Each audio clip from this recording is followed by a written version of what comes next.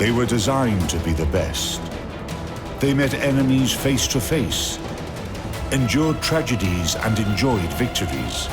They went down in history due to the bravery of their crews. They are the ships that deserve to be called Naval Legends.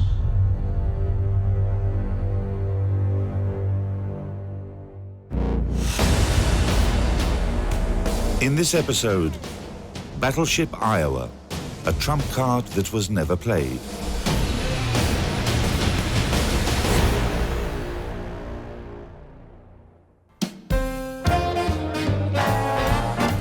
In the 1930s, the whole world was crazy about two things: swing music and guns. The passion that politicians and industrial moguls showed to the latter had all the signs of gigantomania. By finding legal loopholes in international arms control treaties and conventions, or simply ignoring them, countries were constantly building new and unprecedented weapon systems for both land and sea. They were becoming bigger, heavier, and more powerful. The global arms race involved the most advanced technologies of the time and huge financial resources. In order to compete with any of our potential enemies, it was felt necessary to increase the size of our ships. So the Iowa was a 45,000-ton battleship.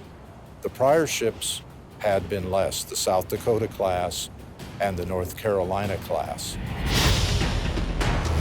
A battleship is basically a floating artillery battery, so her size directly depends on the size of her primary guns. The 16-inch main batteries on Battleship Iowa, of which there are three turrets. Each turret has 3 guns. So everything about the ship design is structured around being a platform for the 16-inch guns. It's like small arms. There is a common misbelief that the pistol is designed first and then the cartridge. No, the Defense Ministry always orders the cartridge.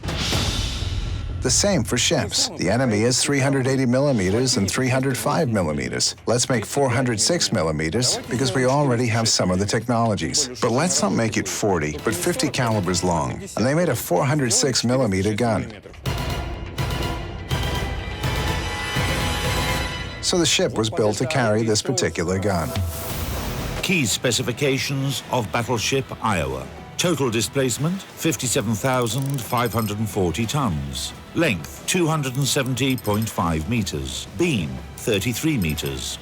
Draft, 11 meters. Armament.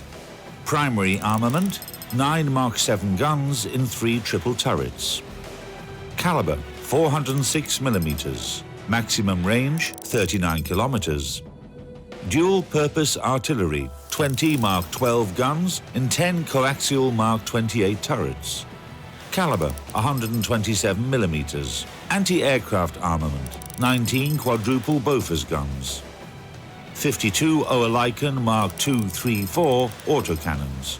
Air group, 3 Vought OS-2U Kingfisher floatplanes. During construction, Iowa's armor was declared higher than it actually was in order to mislead the enemy. The real specifications are as follows. Main belt, 307 millimeters. Main turrets, 184 to 432 millimeters. Conning tower, 184 to 440 millimeters. Main armor deck, 153 to 179 millimeters. Iowa has the most powerful power plant among battleships. 4 geared turbine engines with 8 turbines produced by General Electric, 8 boilers produced by Babcock and Wilcox. Power, 212,000 horsepower. Maximum speed, about 33 knots. Cruising range, about 20,000 nautical miles at a speed of 15 knots.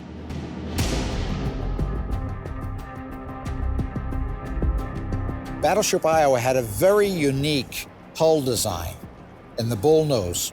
And you can also see that her lines were very tapered, almost aerodynamic. And that's all part and parcel of how they got this 57,000-ton behemoth up to a speed of 33 knots, which is very, very fast and almost, you could say it's almost powerboat speed, very, very unusual for a warship.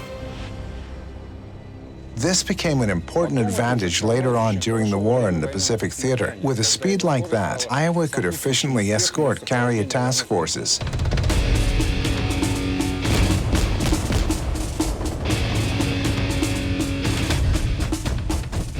They put about 140 20-millimeter and 40-millimeter anti-aircraft guns on the ship, and the carriers loved them because they were able to protect the carrier.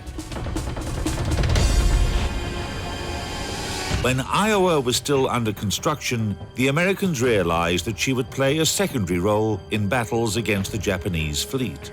Aircraft carriers were becoming the main striking force of the Navy, but a giant like Iowa played a worthy role in the World War II.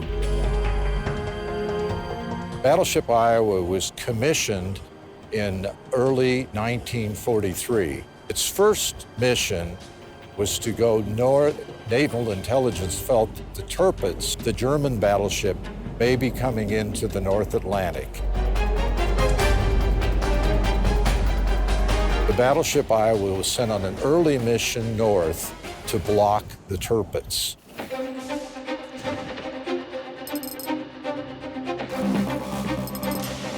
Suppose battleships Iowa and Tirpitz met in battle. Iowa had a higher speed, greater maneuverability, and longer range of fire.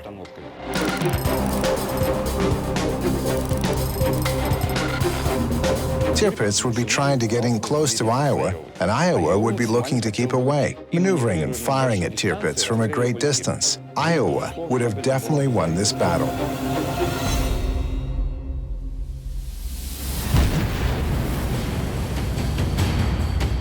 But the two naval heavyweight warriors never met. So we can only imagine how their duel would have ended.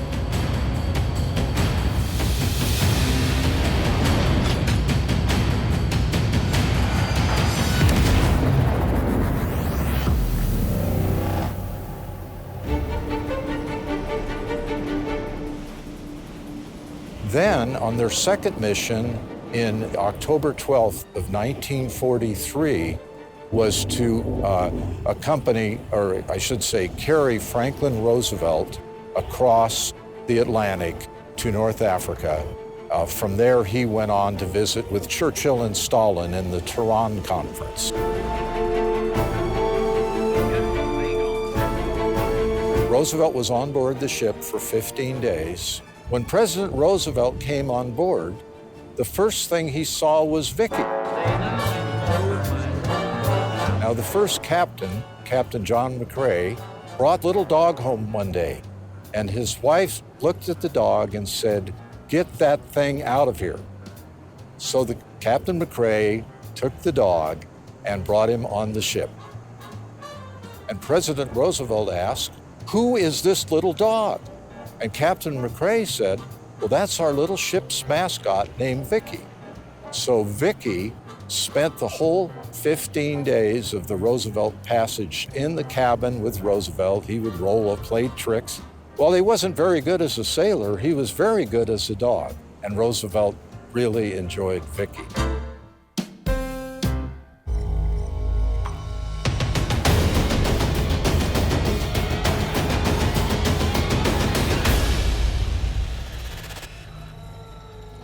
In early 1944, battleship Iowa joined the United States Fifth Fleet, which operated in the Pacific Ocean. By that time, US forces were already attacking Japanese positions on various islands. The battleship's role was to provide fire support to landing troops and escort aircraft carriers during air raids on the Philippines, the Ryukyu Islands, and Taiwan. The ship crisscrossing across a lot of these small islands that are really forgotten now. At one point, they went up to support MacArthur's landing in the Philippines at Leyte Gulf. Unfortunately, they went the wrong way at Leyte Gulf and chased a Japanese carrier force that was really a decoy for the landing.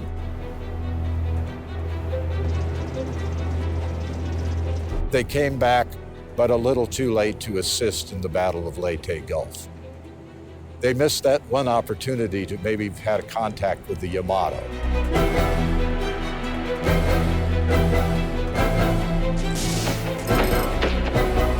The two ships never met in combat, and both countries kept their capital battleships, shall we say, arm's length, kept them at distance, because there was great political risk to having either one of the ships damaged severely in battle. Japanese industry in those days simply didn't have the resources to build ships in large numbers.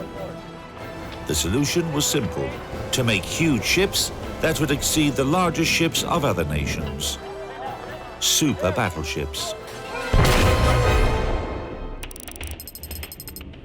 Battleship Yamato is the biggest battleship in the world.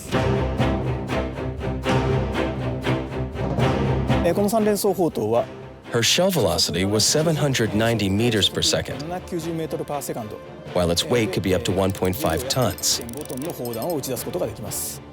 Such a large gun could inflict very serious damage. The Japanese essentially broke the treaty. On the other side, the United States of America was simply building a ship that met the contemporary requirements of naval warfare and could easily, without any extra effort, be built by the American industry.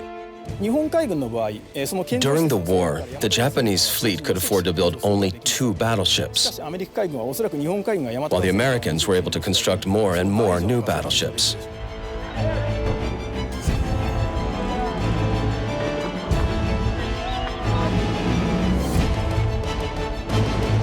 The Americans were simply building another ship, and she turned out to be a good one.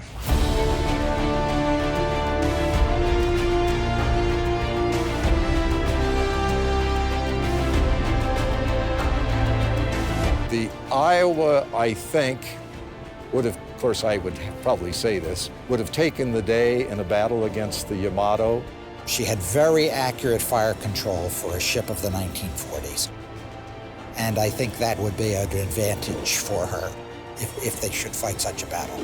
It was so accurate that in 1984, when they recommissioned the ship, they kept the existing system in place. They did, even though they had modern computers. The Iowa could put a round very, very close to the target, so accurate that they didn't need to change it.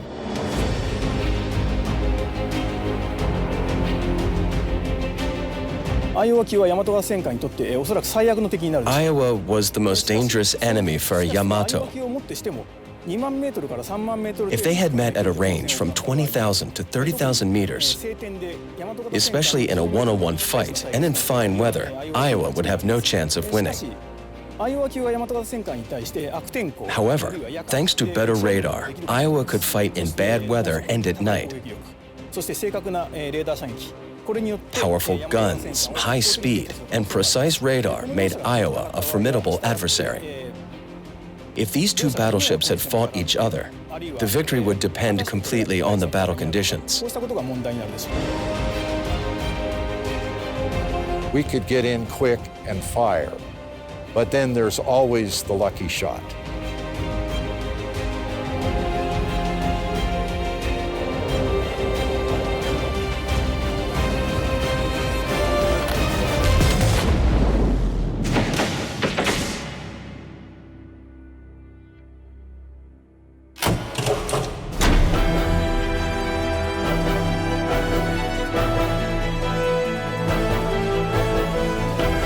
The changing tactics of naval warfare increased the role of aircraft carriers and deprived Iowa of a chance to use its primary armament against surface ships. So the battleship used its firepower against the enemy's coastal positions.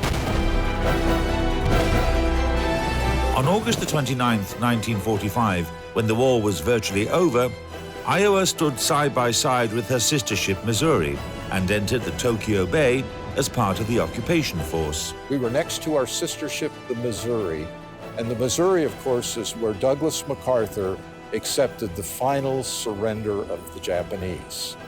Now, we like to say on the Iowa that had Roosevelt lived, that signing might have been on the Iowa because he had been on the ship.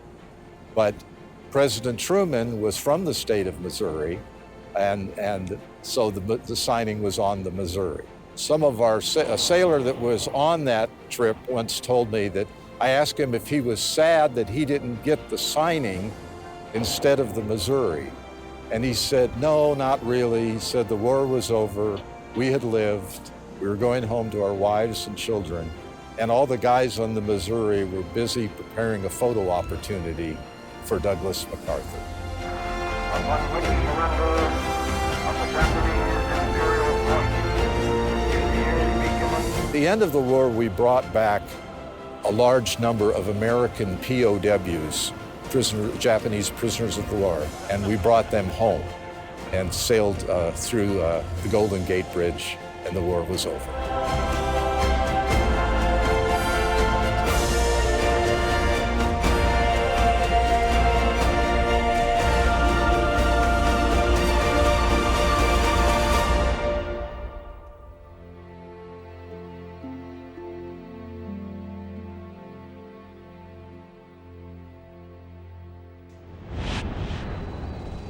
For her service in World War II, the battleship was decorated with 9 battle stars.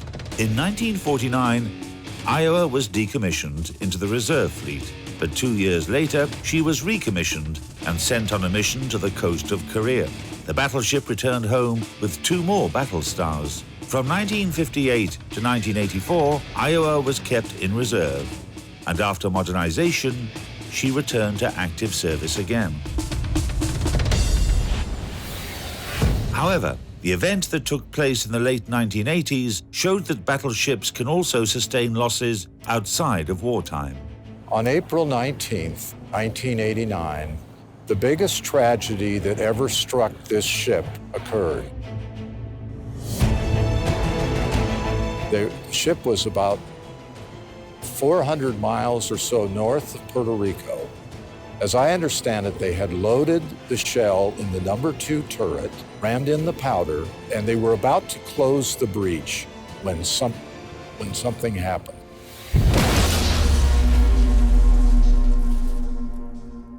There was an explosion that killed 47 men.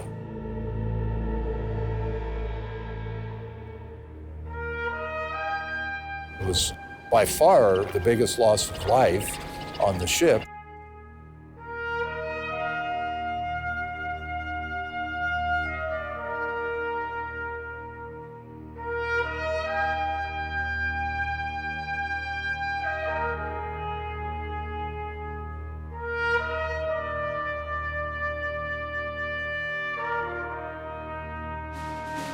Having recovered from the tragedy, the battleship returned home and joined the reserve fleet. In 2001, 58 years since her launch by the New York Naval Shipyard, after she had crossed tens of thousands of miles and fired thousands of shells at the enemies, battleship Iowa was berthed in the port of Los Angeles. She's unique because she did have 3 careers in the Navy: World War II, Korea, and the 1980s. And then now she's on her 4th career as a museum ship.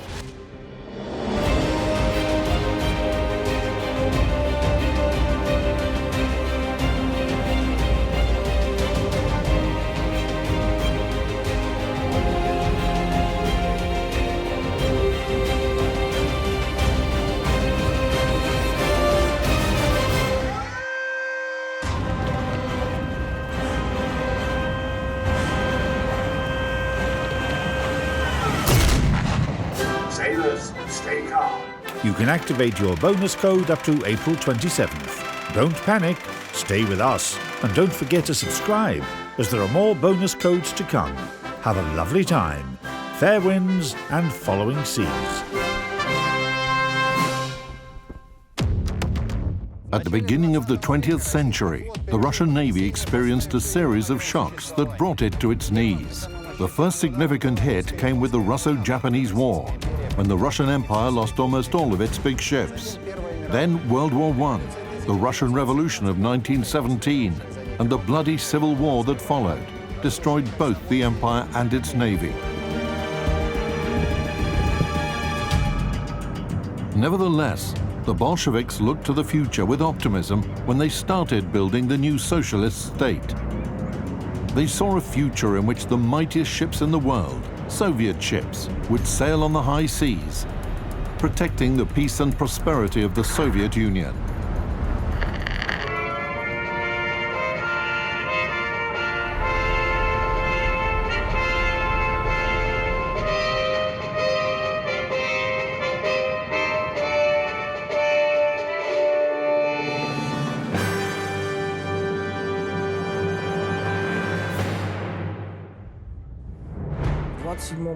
In 1927, with the threat of war in the past and diplomatic relations with Great Britain broken, it became obvious that the Soviet Union couldn't repel an attack, even if it came from neighboring Poland and Romania.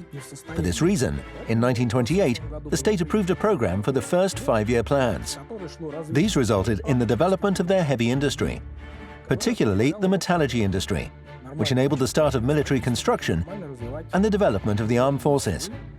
So the state approved the program for building large capital ships within the framework, developing the armed forces and military construction. The program of large shipbuilding adopted in 1936 presupposed that in the following 10 years, it would introduce around 530 ships of the primary types into service, with a total displacement of more than 1.3 million tons.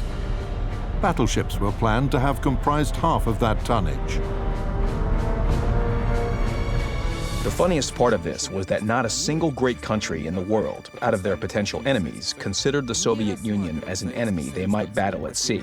That's why they were completely indifferent to anything that the Soviet Union planned to construct. Moreover, one shouldn't forget that the Soviet state was absolutely closed. Everyone was under suspicion. Everything was top secret. That's why the countries of the West didn't even suspect that we were planning or building anything. Soviet shipbuilders based their knowledge of how a battleship of that era was supposed to be on the characteristics of the new heavy ships being built by leading sea states in the mid-1930s.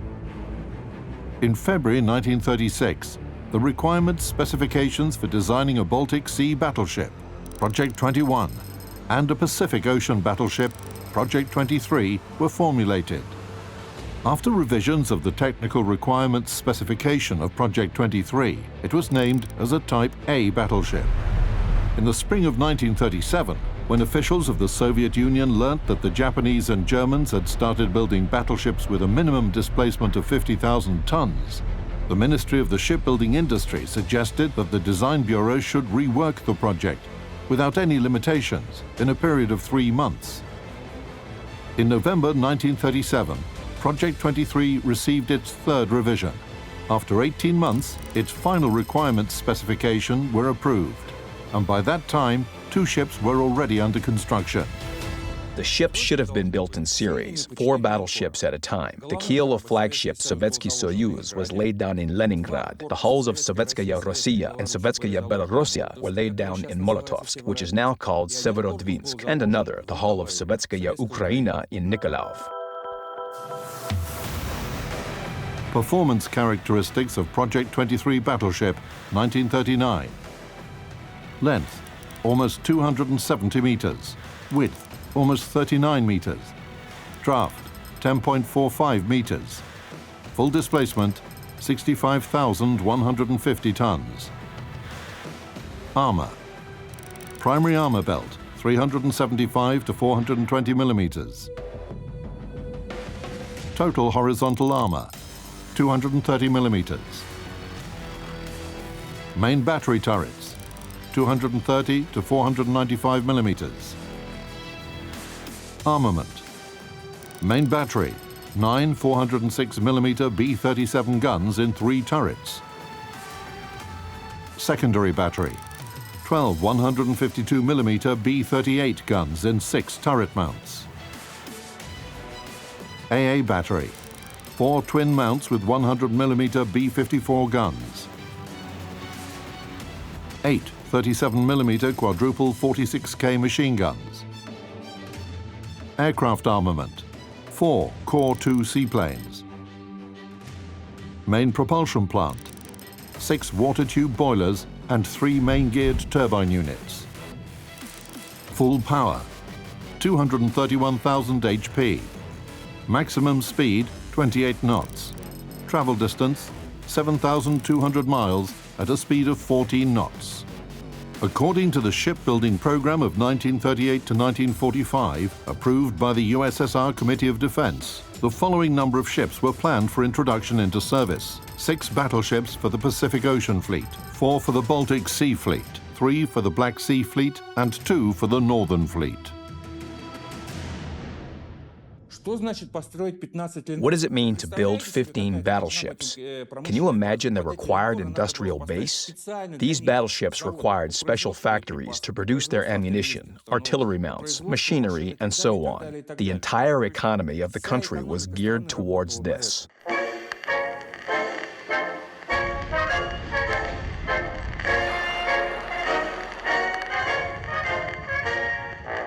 At the time the ships of Project 23, Sovetskiy Soyuz, were laid down, the Soviet Union was suffering from a severe lack of shipbuilding facilities which could hold such heavy ships. For that reason, a factory in Molotovsk, known now as Severodvinsk, was constructed. It had 2 roof dockyards, which were used for constructing ship hulls all year round. It allowed the construction of ships in the severe north climatic weather conditions all year round. The weather conditions had no effect on production. Quite a desirable novelty in the world shipbuilding industry.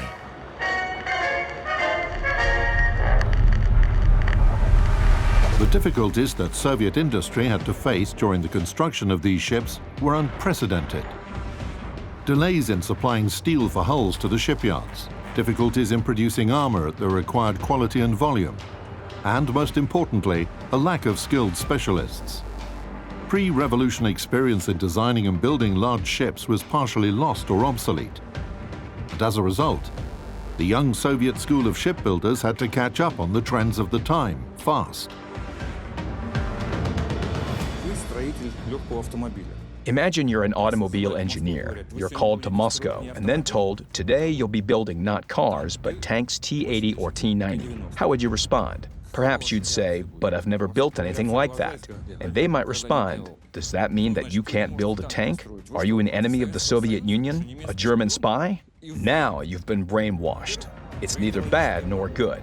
It's just a fact. Plus, you're a member of the Communist Party. You're a patriot, and you almost certainly don't want to be executed by firing squad. All of those things in combination forced people to work, study, and learn new things. This is the phenomenon of Soviet engineers of the 1930s, 40s, and even 50s. They were working 12 to 16 hours a day. That was a particular Stalinist style, when a boss worked until 8 or 9 o'clock in the evening, and all of their subordinates did the same. What does it mean that you want to go home? Your boss is working. Your boss is thinking about how to build battleship Sovetskiy Soyuz. Aren't you thinking about that as well? Yes, you are thinking about that too. The authorities of the country and their armed forces were inspired by the successes of their industrialization, aviation industry, and tank building industry. They were excited about the shipbuilders, who never stopped refining and upgrading their projects, even after they had been laid down. Lacking the necessary experience, searching for optimal solutions required more extensive experiments and theoretical research, which couldn't be always accounted for in the approved terms of the construction program. Everything was in a mess. Specialists, organization, etc. They had no idea how to put all of that together. The structure of the battleship was constantly changing. When engineers began laying down the keel, they were still working out what kind of battleship they should build. Why did this happen? Once again, we didn't have the technology. We didn't have an assembly line for battleships. Technology had moved too far forward, and the Soviet engineers needed to build completely different ships compared to those which had been built by the Russian Empire. Obviously, that introduced some significant corrections into the general understanding of how ships should have looked. To advance their capabilities, they tried to acquire experience from abroad. So the Soviets contacted the United States, France, Germany, and Italy. You should understand that it was the 20th century, and no country could build anything in total isolation and without help of other countries. First of all, they needed to research the battleships of foreign countries, starting with their potential enemies, caliber, speed, armor. The funny part was that all of this data was available in open sources. Taking into account the fact that the firepower of any battleship is mostly in its primary guns, the firepower of Sovetskiy Soyuz should have corresponded to the firepower of comparable foreign ships. At that time, the largest known foreign naval artillery guns had a caliber of 406 mm. The project for a 406 mm gun had been in development for the needs of the Russian Imperial Navy before the Russian Revolution of 1917. Almost 20 years later, Soviet engineers returned to that task. But there was a huge abyss between theoretical calculations and the practical implementation of that gun in its metal form. To cross that abyss, a bridge formed of new plants and production standards had to be built. As you might know, they successfully crossed that abyss.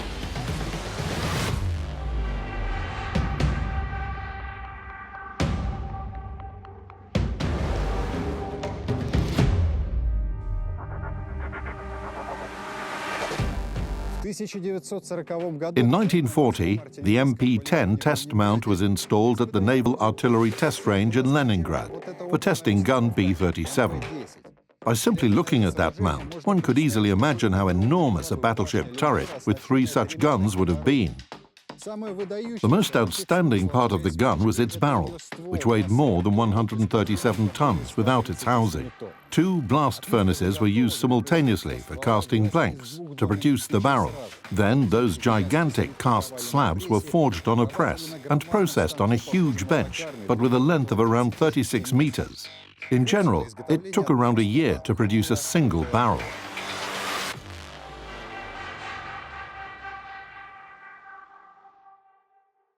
In terms of being a ballistic solution, the B-37 gun is one of the best in the world. It's inferior only to the 460mm gun of Yamato gun, but the latter has a larger caliber. And the US-made Mk7 gun, with its heavy 1,225-kilogram shells, is better than the Soviet gun in a number of characteristics. Basically, it's the 3rd best gun in the world. Neither the Englishmen, nor the French, nor the Italians had a similar gun. Even the Germans didn't have anything like it. Performance characteristics of gun B-37. Caliber 406 mm. Gun length 20 meters. Barrel and breech block mass almost 137 tons. Maximum firing range 45.6 kilometers. Initial shell velocity 830 meters per second. Firing rate 2 shots per minute. On June 22, 1941, the Soviet Union stood as the world's largest industrial power. They had a colossal number of planes, tanks, and money for due to that.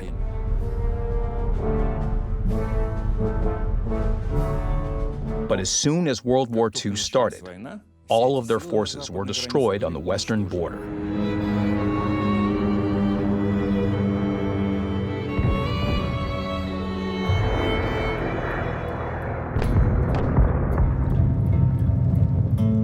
Leningrad was under siege. Nikolaev was captured, and a pretty significant amount of industrial power was lost with the Mariupol armor plant.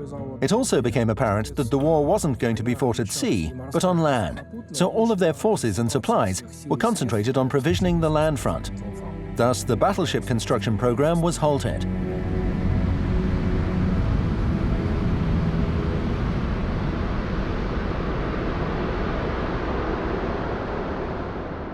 Despite the fact that no battleships of the Sovetskiy Soyuz class were built, their primary armament still found a purpose in combat, even though it wasn't at sea. During World War II, the MP-10 mount was added to Artillery Battery 1, the most powerful artillery unit with the longest range in the siege of Leningrad. Over the time of the city's defense, The B-37 gun fired a total of 185 shells at German positions, destroying several artillery batteries, an ammunition warehouse, and a reinforced concrete command post. During the offensive operation to liberate Leningrad that ran from January the 15th to the 20th, 1944, the gun fired 33 shells. One of the shells hit a power plant building that was occupied by Germans, razing the building to the ground.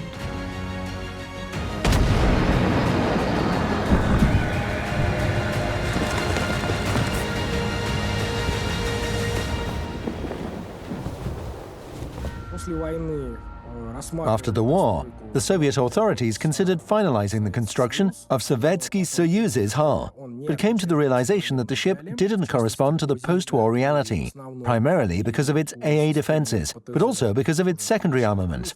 In addition to that, quite a peculiar thing happened. It was revealed that foreign spies had acquired data about the primary characteristics of the battleship. Thus, in 1949, the ship was sent for scrapping. In general, if we analyze the economic situation of that time, we can say that we couldn't have built 15 battleships by 1946, even at the economic development level of that time. But let's imagine the opposite. Assume that nothing tragic happened in 1941, and Sovetskiy Soyuz had actually been built. What would the battleship represent if she had been launched? She would have been the most state-of-the-art battleship of that time. These ships could have provided security to the Soviet Union from all directions at sea, and furthermore, fight for supremacy in the theater of war of the seas. One can review the capabilities of battleship Sovetskiy Soyuz as a tactical combat unit by comparing her with similar ships being designed in other countries at the time.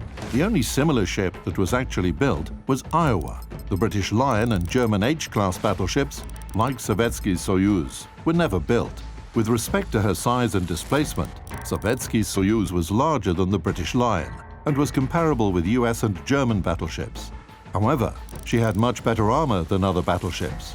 Regarding her primary armament, all of these ships were equipped with 9 406mm guns, except for H-39, which should have had 8 guns. The main advantage of the guns installed on Sovetskiy Soyuz was the higher initial shell velocity, which provided a high degree of armor penetration and firing accuracy at short and medium distances. That's extremely important for the conditions of bad visibility that are quite common for the Baltic and North Seas. Moreover, the firing range of the Soviet guns was greater compared to the guns of Iowa and Lion. Taking into account that Sovetskiy Soyuz had been designed primarily to act within boundary waters, she was inferior to other ships in terms of her speed characteristics. When you start analyzing the topic in such a manner, you begin to understand why these battleships were needed and that the country was capable of building them, and also that the design features of these ships fully corresponded to the situation in the world at that time. If it weren't for the war, the Soviets would have built at least a single ship, possibly even 2. 2 ships wouldn't have resolved any geopolitical situations, but they would at least have been able to cool down some hotheads.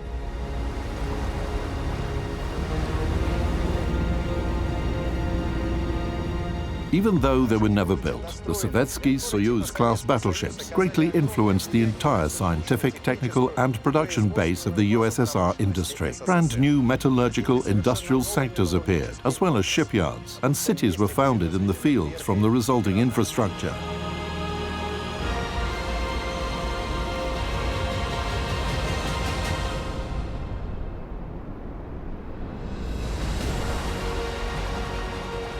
The experience acquired by engineers working on the battleship project became the basis of the development of the post-war Soviet Navy.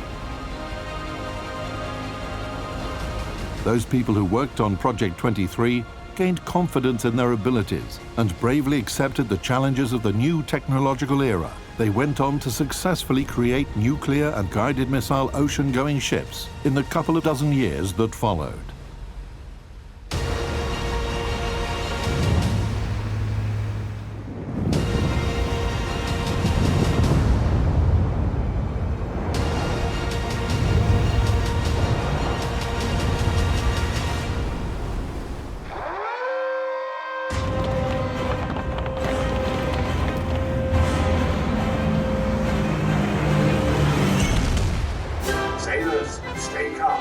You can activate your bonus code up to April 27th. Don't panic, stay with us, and don't forget to subscribe, as there are more bonus codes to come. Have a lovely time, fair winds and following seas.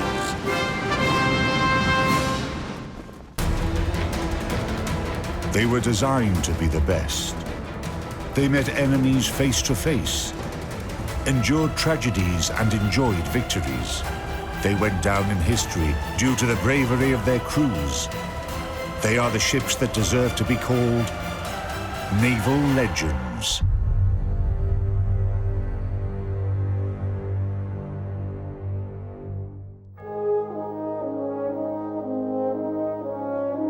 US battleship Alabama, British cruiser Belfast, and Polish destroyer Błyskawica. These ships are very different, but they all have one thing in common.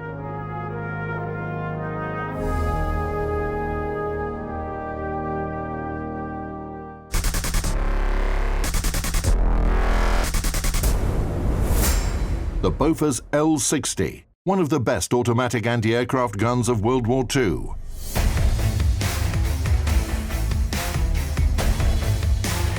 It is estimated that this model of 40mm automatic cannon shot down more airplanes than all other anti-aircraft guns put together. Caliber, 40mm. Barrel weight, 103 kilograms. Barrel length, 56 calibers, 2,250mm. Loading principle, clips, 4 shots each. Rate of fire, 120 rounds per minute. Shell type, primarily fragmentation. Shell weight, around 900 grams. Maximum vertical range, 7,160 meters.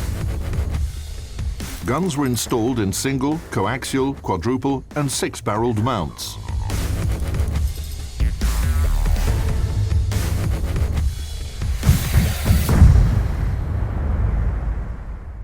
She became a very efficient gun for anti-aircraft and surface targets. As time progressed, the first of the Bofors that came online with the Royal Navy were hand-driven in terms of elevation and training, and they had a very basic sight system, and again, like a lot of early systems, they were reliant on training, ability of the aimers and the gun crew.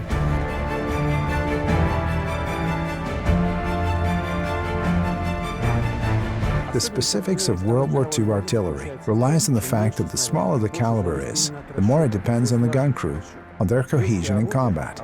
The performance characteristics of light guns, anti-aircraft guns, and Bofors in particular, are a combination of the artillery mount itself and the training and coordination of its crew. Especially in battle, when tensions are running very high, there's no time to think, and you need to move very fast, turn around, load new shells, and start firing. And all this happens automatically, without thinking. After a battle, sailors often couldn't even remember what they were doing. That level of performance was achieved through constant training. This weapon is operated by a crew of 4. 3 on the mounting, the gun layer, the gun trainer, the loader. The 4th member carries the ammunition from the magazine and loads them into the clips on the side of the gun.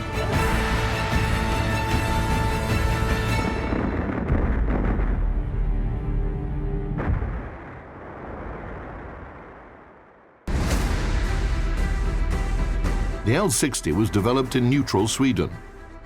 Bofors, a metallurgy company, started manufacturing cannons around the 1870s. Then it was owned by the famous Alfred Nobel for a while. And after World War I, Bofors actively cooperated with the German Krupp Consortium. In March 1932, the official trials of the automatic anti-aircraft cannon L-60 were completed, and it was put on the market.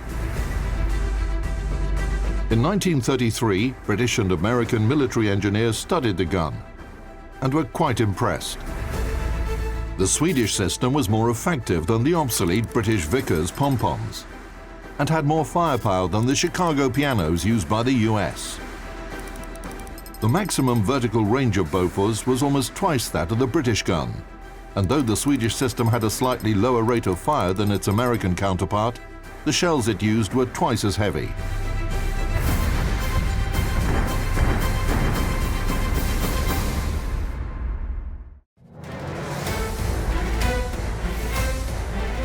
Great Britain, the USA, and 10 other countries purchased a license to produce the gun. And by the beginning of World War II, Bofors exported their L-60 to 18 countries on different continents. In particular, Denmark, Greece, Egypt, Siam, Australia, and Argentina. It wasn't just the Allies that used the Bofors L-60. Japanese forces captured several British guns in Singapore, and only their underdeveloped industry prevented them from mass producing them. The German Navy used L-60s captured in Poland, Norway, and France from 1939, under the designation Flak 28. They were installed on submarines and cruisers Admiral Hipper and Prince Eugen. However, the Swedish gun wasn't ideal and required modernization.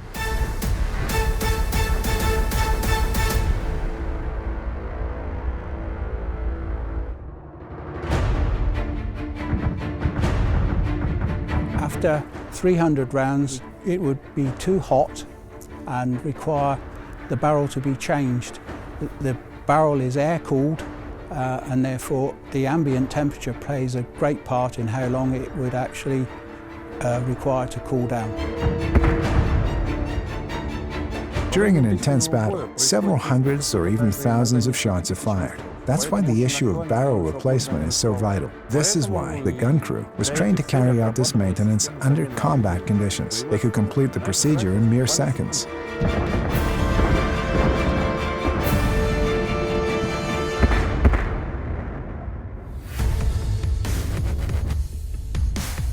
The mechanical drive system on ship-based anti-aircraft mounts would break down due to its exposure to salt water and needed to be replaced with a hydraulic one. The air cooling of the barrel also had to be replaced with water cooling. Also, some design modifications were required to mass-produce the gun. One of the main problems of the Bofors L-60's application was a high reliance on the training and skills of the gun crew. The job of the loader is to carry or load the gun by lifting the clip, dropping into the weapon. So once he has done that, he then taps the gun layer on his head to let him know the gun is loaded. Loading a gun like this wasn't easy. Ammunition had to be taken out of a box and carried to the gun. As the gun constantly rotated, the carrier had to run around it with a clip of shells in his hands to pass it to the loader. This position on the gun is known as the trainer's position, and these handles are turned or reversed to allow the gun to move backwards and forwards on the target using the gratical sight in front of you. Following the tracer being fired from the gun, we can adjust for aim off if we are too far in front or too far behind the target, to allow the other side of the gun, which is the layers side, to then manufacture the elevation for the target.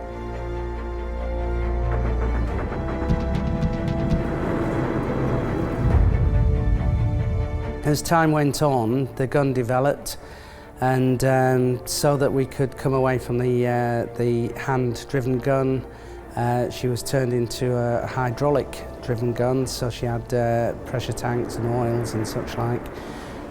Which sped up the training and the elevation of the gun so that they could lock onto targets quicker.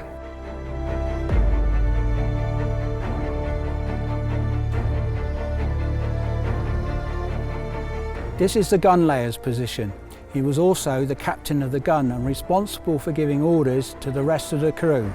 He would, for instance, initiate the loading sequence by telling the loader to bring the gun to half cock. This means that the weapon can then be loaded with rounds into the auto feeder. He was also responsible for aiming the weapon using the 300-knot sight in front of him, using the tracers from the rounds to adjust accordingly.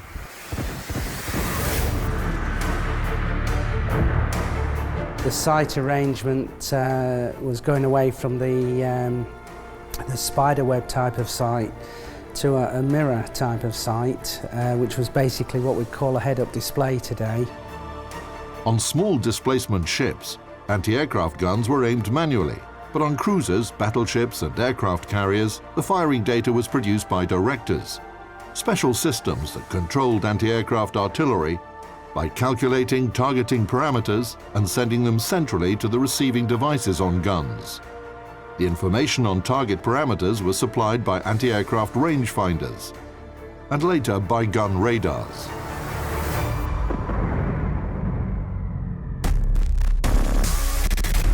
The command to engage or fire comes directly from the command, and without further ado, the gun captain would press the firing push.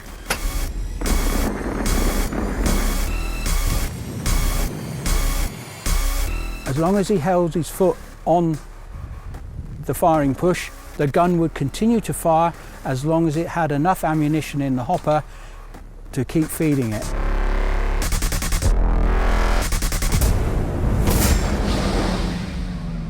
The guns created a fire barrage, which was almost impossible for a single aircraft or entire squadrons to penetrate. You can see it in old newsreels. There's literally a wall of fire in the air, and some plane trying to get through it. The probability of an aircraft breaking through to its target, for example an aircraft carrier or some other ship, is very, very small.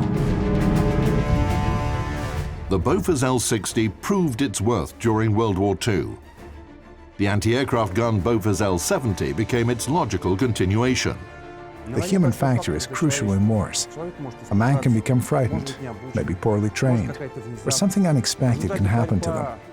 As a result, the struggle to minimize the influence of the human element and to increase the gun's survivability and rate of fire led to the development of the modernized Bofors L-70, which required minimal human input if compared to the very first Bofors gun, such as the L-60. However, the L-60 remained in use on some ships. In 1982, during the Falklands War, which involved Great Britain and Argentina, the British managed to shoot down a jet plane using this Bofors gun. Even in the 1970s, when artillery was gradually replaced by missile systems, Bofors cannons remained in service. Not only the upgraded L-70s, but also the veteran L-60. It can still be found on some German minesweepers and the heavily armed US AC-130 gunships, which provide fire support to ground units.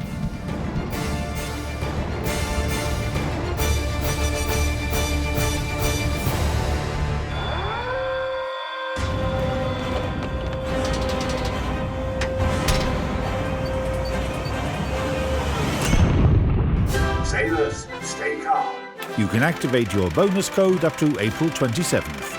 Don't panic, stay with us, and don't forget to subscribe, as there are more bonus codes to come. Have a lovely time. Fair winds and following seas.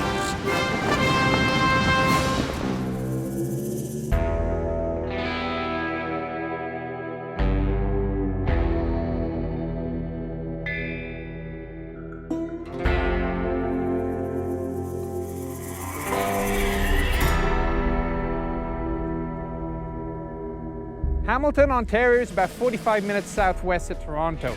Here can be found HMCS Haida. She's the last of the tribal class destroyers and is Canada's Naval Legend.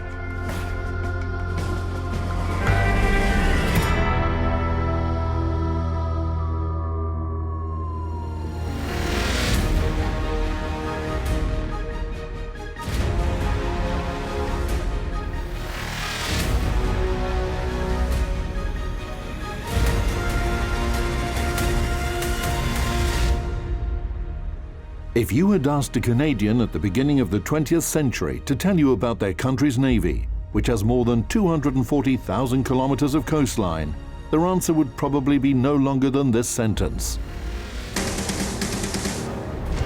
At that time, Canada was the dominion of the British Empire, and the defense of its sea borders was entirely under the authority of Whitehall. The Canadian Navy didn't exist until 1910.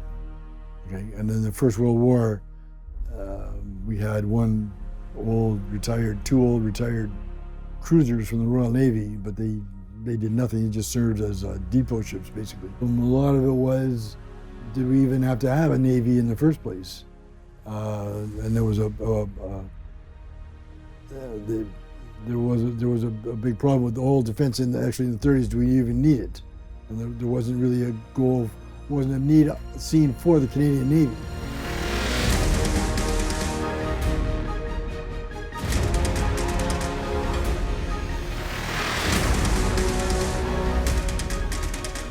In the first half of the 1930s, Japan, Italy, France and Germany were reinforcing their navies with brand new destroyers, carrying powerful artillery and torpedo armament.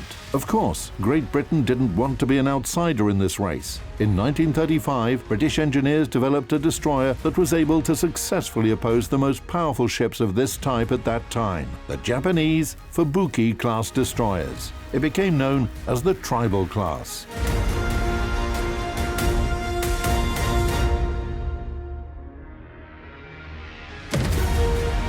As soon as the Royal Navy received 16 tribals, British dominions expressed their desire to obtain the newest destroyers as quickly as possible, because the drums of the European war were already heard across the oceans. Canada mobilized.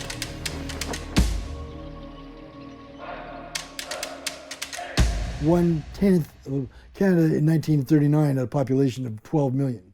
Okay? We had 1 million men and women in uniform.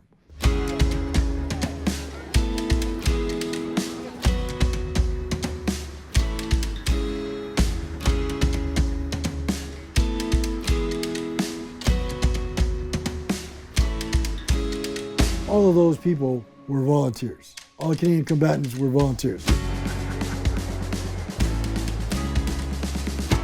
So when you see those war graves in Normandy and in Amsterdam, in Holland, or whatever, or in Italy, those people were all volunteers.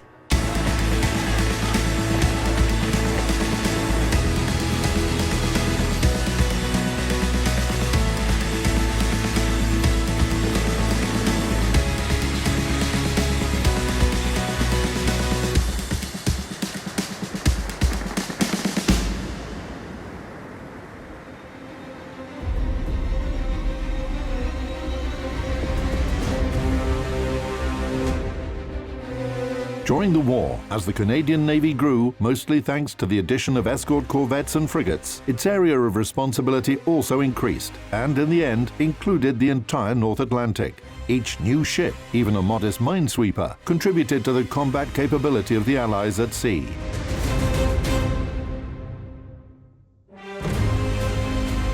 Destroyer Haida was laid down at the end of September of 1941 at a British Vickers Armstrong shipyard. The ship was commissioned 2 years later and was assigned to the Metropolitan Fleet.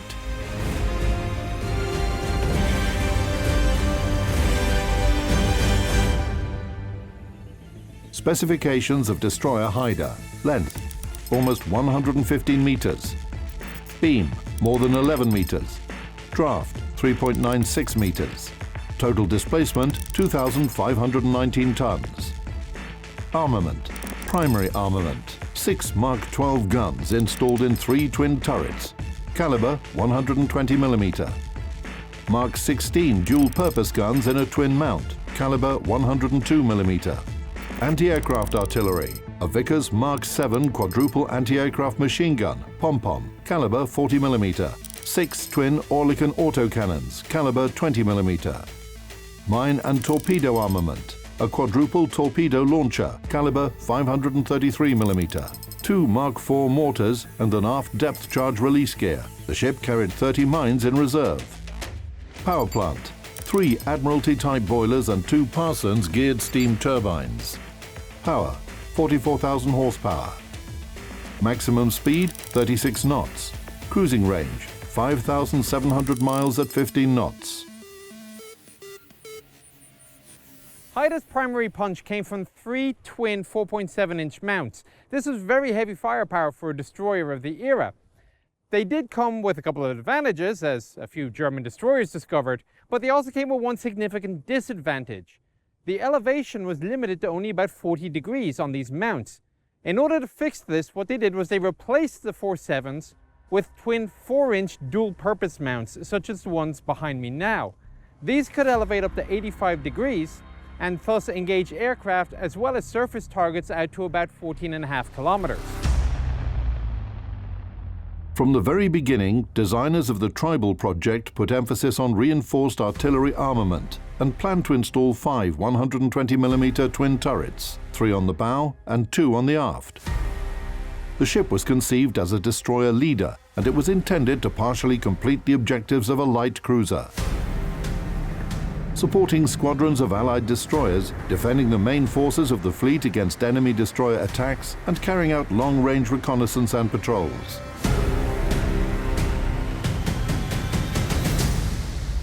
One of the controversial design decisions when they were creating the Tribals was that they decided to reduce the torpedo complement in favor of the gun batteries. As a result, the Tribals were only equipped with a single quad mount for the 21-inch torpedoes, and these would go about 5 miles at 45 knots. The theory was that ordinarily the torpedo would be the main armament of a destroyer to sink ships, but it turns out in practice, Haida's kills were all done with gunfire. The torpedoes were aimed from the bridge wings. What would happen is once the trigger was pulled up there, a signal was sent to fire this shell casing, which has propellant. The gases would then expand within the reservoir here, push out the torpedo over the side of the ship. Of course, the stanchions will go down and then off towards the target. And each torpedo tube is labeled with a letter. And what you do is you always fire the aft torpedo first, because as the destroyer is moving, you want to make sure that they don't hit each other.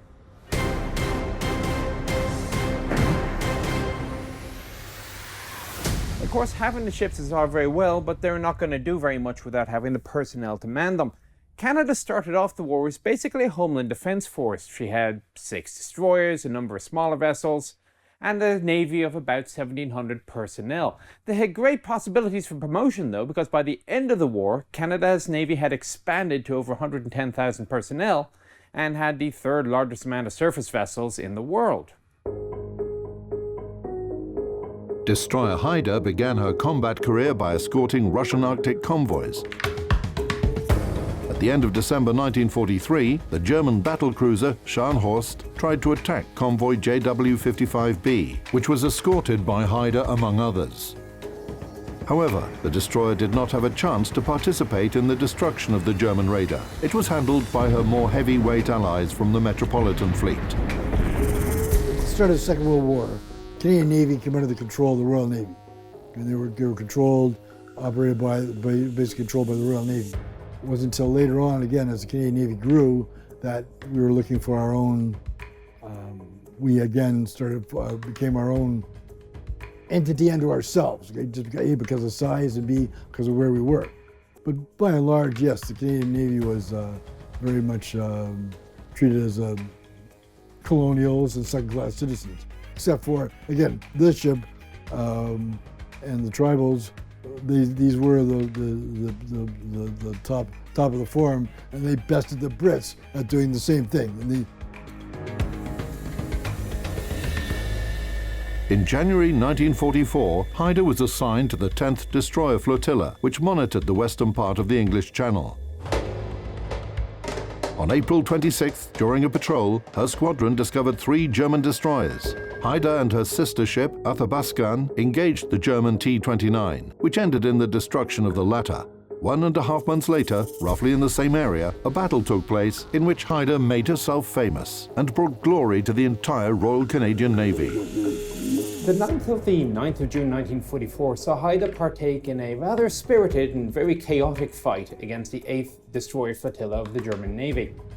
The 8th was a small force consisting of 3 destroyers, 2 Narviks, a captured Dutch ship, and a torpedo boat, whilst the 10th Destroyer Flotilla, of which Haida was a part, consisted of 2 4-ship divisions. The 19th was mainly inexperienced vessels, and the 20th was, shall we say, the 18th. They had been told to intercept a German force which was known to be approaching the western approaches of the English Channel. And sure enough, contact was made at about 7 miles.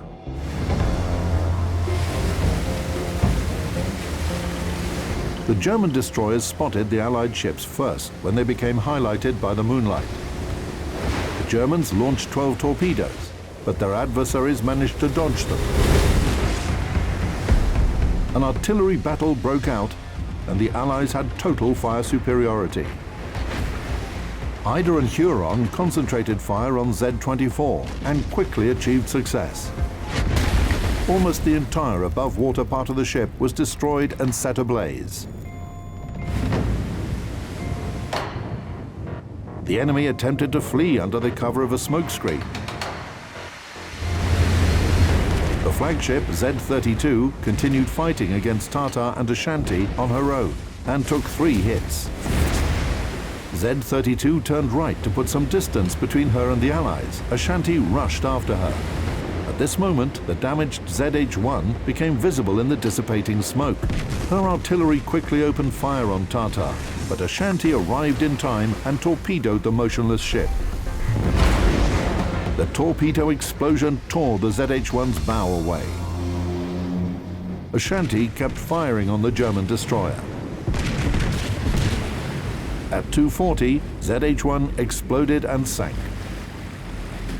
Later that night, Canadian destroyers were sweeping the area and stumbled across the heavily damaged Z-32.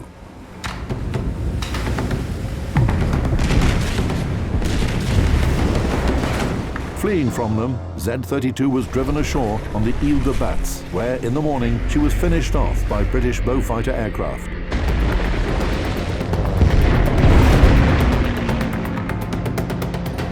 The Allies managed to destroy 2 German destroyers and damage 2 more.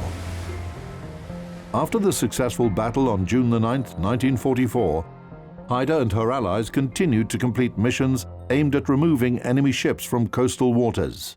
During the fighting in the English Channel, Haida had a couple of advantages called radar. In fact, she had 3 of them. She had firstly a gunnery radar. This was accurate enough to spot fall of shot, both outbound and inbound, much to the consternation of the operators. She had warning combined, which is a fairly reliable radar, although it was well known to the Germans, and so the British and Canadians didn't like to use it unless contact was joined. And finally, she had warning surface, which was a pretty reliable radar which would detect a destroyer-sized target at about 9 miles. All of these would prove vital in the night fighting in the English Channel. Despite the fact that the German surface fleet was virtually non-existent by the end of June 1944, the naval war went on. The more success the Allies achieved in the land operations, the more desperately and fiercely German submarines opposed them at sea. The time-honored method of dealing with an enemy submarine will be the depth charge, usually mounted on rails at the stern of the ship or maybe fired off the side with K-guns. The problem was that in order to hit your target, you had to go directly over it, which meant A, that you lost contact, and B, you actually had to be accurate enough to do it. The end replacement of it, however, was the squid mortar. Haida received her squids in the 1950s update. They replaced both the depth charge rails and the aft gun. Now, the advantage of squid was it was adjustable in range. No longer did you have to ride over your target in order to sink it. And they were fired automatically by means of a simple electrical connection attached to the sonar system inside the ship. Haida has a U-boat kill to her credit, U-971 in 1944, as Haida was protecting the western approaches to the English Channel during the invasion of France. Overall, the Royal Canadian Navy developed a reputation for ASW excellence. They sank about 30 U-boats, and in the post-war period, they became the de facto ASW force for NATO.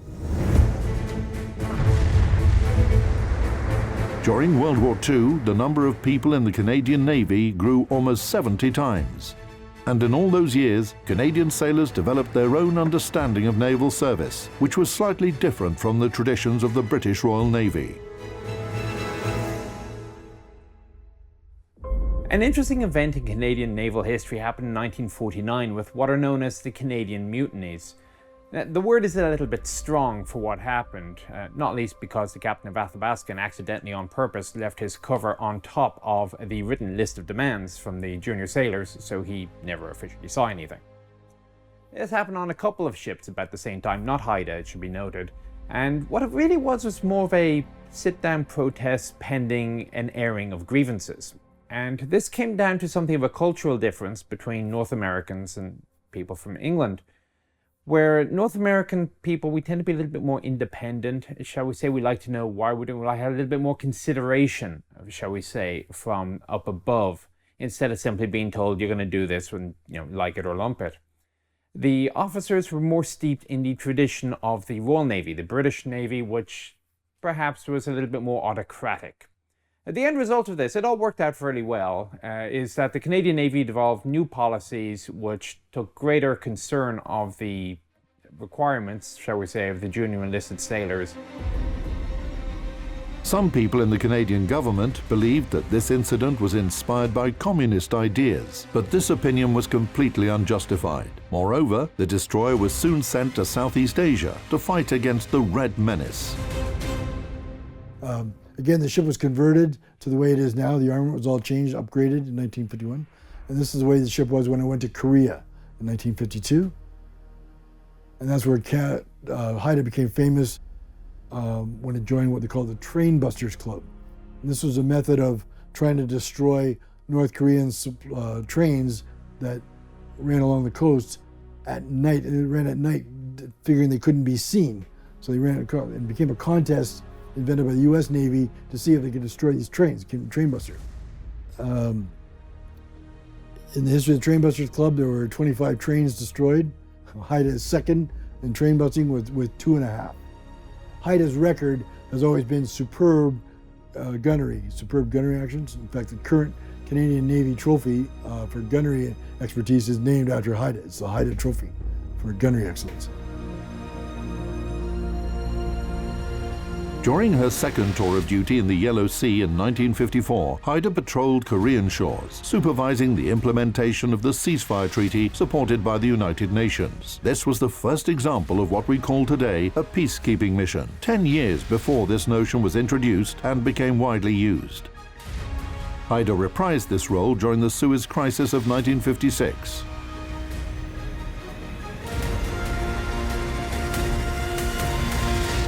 The ship retired in October 1963, because again, the life of a warship is basically 20 years.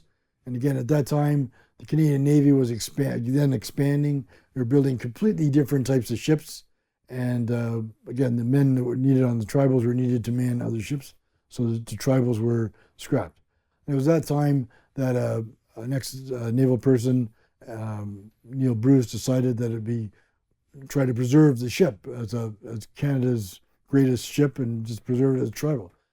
And they were successful in that. An organization was formed, Haida Incorporated, and they acquired the ship from Crown Assets in 1964.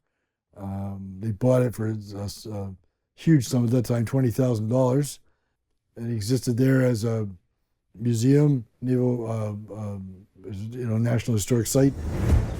If you asked a Canadian today to tell you about their country's Navy, which has more than 240,000 kilometers of coastline, then you would definitely hear a long story full of brilliant victories and heroic names.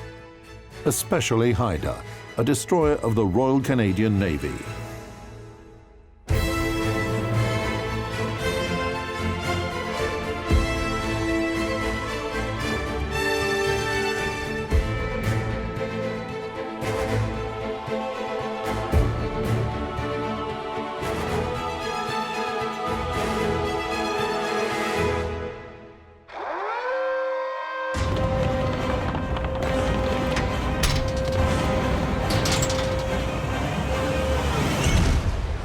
Sailors, stay calm. You can activate your bonus code up to April 27th. Don't panic, stay with us, and don't forget to subscribe, as there are more bonus codes to come. Have a lovely time. Fair winds and following seas.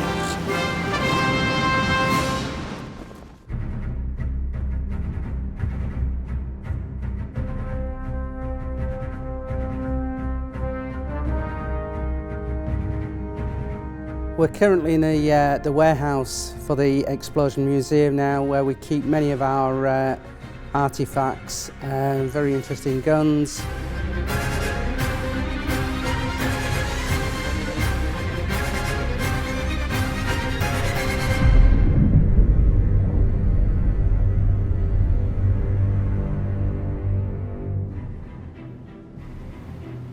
At the beginning of World War II, Italy had quite a powerful navy. However, it wasn't powerful enough to take control of the Mediterranean Sea away from Great Britain. Starting from the 1920s, when the fascists came to power, Rome wanted to take back the Mare Nostrum, having ruled it 2,000 years prior. However, London clearly asserted who the leading power of the Mediterranean was at that time, with the havoc wreaked by 20 English torpedo bombers in November 1940. The Italians understood that they couldn't beat the British Navy out in the open, so they devised a plan for a covert war. What we have here is a two-man submersible submarine that was designed by the Italians and used in the Second World War. This submersible submarine is an open submarine that is used for attacking ships that are tied alongside in their home ports, i.e. their own harbours. It wasn't a brand new idea. At the end of World War I, the Italians developed and successfully employed a human torpedo. Two frogmen could covertly approach an enemy ship while controlling a torpedo apparatus. They detached the charge, transported in the torpedo bow, and suspended it under the ship's bottom on a tow line between bilge keels. They set the detonation time using a simple clock.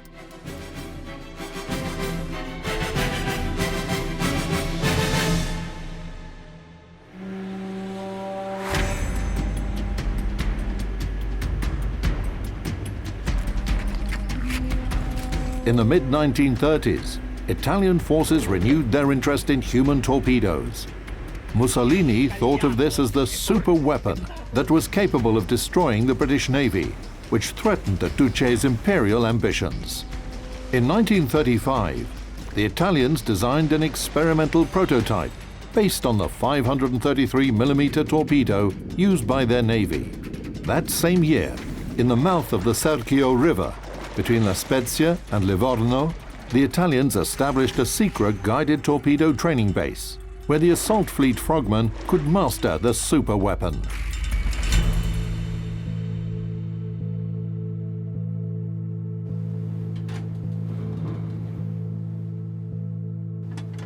The first torpedo prototypes were extremely hard to control and broke down often. That's why the Italian sailors nicknamed the apparatus a Maiale, a pig. The guidance system for this is all wires, so it's very difficult to steer. It's even more difficult to steer once the charges have gone, because you've got no bow as such to help you steer the chariot in the same place. When this was in use, many times this would be abandoned anyway, and the divers would be left to their own devices to find their own way back to the ship where they came from. Model SLC, Siluro a lente corsa, slow-running torpedo, 1940. Its length, including the warhead, was 7.3 meters. Width of the apparatus was slightly more than half of a meter. Height at the protection plate level, 1 meter. Weight, including the warhead, 1,588 kilograms. Weight of the warhead at the earlier design stage was 220 kilograms. At the later stages, 250 or 350 kilograms. Power plant, 1 electric motor, 1.6 horsepower. Power supply, a storage battery. Operating voltage, 60 volts. Maximum speed, up to 3 knots. Submergence depth, up to 30 meters. Cruising range, up to 15 miles. Crew, 2 people. In 1943, Italian engineers designed a new guided torpedo model and called it Siluro San Bartolomeo, the St. Bartholomew torpedo. The cockpit is open to water, so the divers will be wearing a full diving gear, which is their diving tanks, their masks and all the tubes that go with it. So as you can imagine, it's not very comfortable, and it can be quite awkward to travel around in that way. Model SSB 1943. Length, 6.8 meters. Width, 0.8 meters. Height, 1 meter. Weight, including the warhead, 2,200 kilograms. The carrier could be equipped with either a single 300 or 400 kilogram warhead.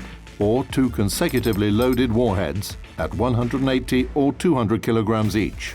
Power plant, 1 electric motor, 7.5 horsepower, supplied with a storage battery. Operating voltage, 60 volts. Maximum speed, 4 knots. Operating submergence depth, up to 30 meters. Crew, 2 people. On June the 10th, 1940, Italy joined World War II on Germany's side. At the same time, the Italian Navy officially adopted the SLC guided torpedo, and they immediately started their drills at the secret base in the mouth of the Serchio River for sabotage missions against the British Navy located in the Mediterranean Sea.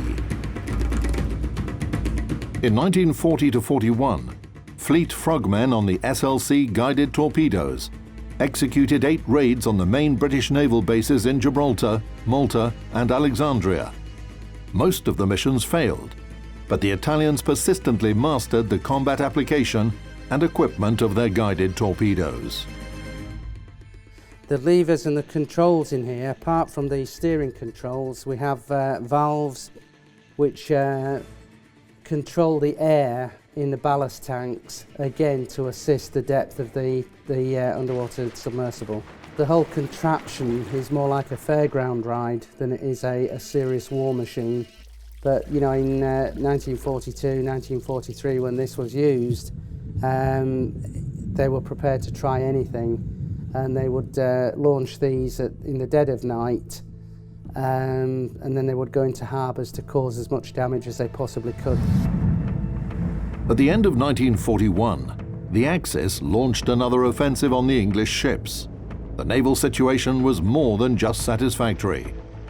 Owing to the successful actions of the German submarines, there were only 2 battleships left in the British Mediterranean fleet, Queen Elizabeth and Valiant. Both ships were located in the Alexandria port.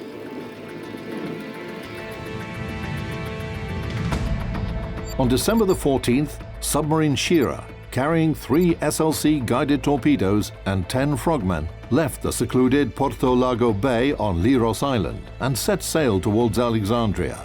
On the 4th day of sailing, soon after sunset, the submarine reached its destination point, 1.5 miles from the Alexandria trading port. On December the 18th, 1941, around midnight, a commando team set off for a mission on 3 guided torpedoes. They were approaching the harbor entrance semi-submerged. The entrance was blocked by a steel net that could become a serious threat to the mission. But Fortuna smiled upon the frogmen. The English had removed the barriers to let their destroyers into the base. The Italians seized the moment and entered the harbor together with the destroyers. The teams separated once they'd entered the harbor. The mines were planted on Queen Elizabeth precisely as planned. The commandos fixed a tow line on the bilge keels and set up a charge exactly under the keel. The mines were also planted on tanker Sagona without any issues. But the crew that were mining battleship Valiant encountered some difficulties. Within a few meters of the ship, the breathing apparatus of one of the commandos failed, forcing him to surface. Then their torpedo died in the water and sank due to a technical failure. Lieutenant Luigi de la Penna trawled the torpedo all by himself and left it under the bottom of the battleship, close to the magazine of the first turret. In the morning of December the 19th, 3 explosions blasted in the Alexandria port. That's how 6 commandos on 3 guided torpedoes managed to shift the naval balance in the Mediterranean Sea in favor of the Italians. However, not for long. The Italians tried to keep their superweapon a secret, but the British successfully procured several of the human torpedoes. In August 1943, the guided torpedo fleet executed their last successful mission using the Maiale. Italy capitulated several weeks later, and all its military secrets fell into the hands of the Allies.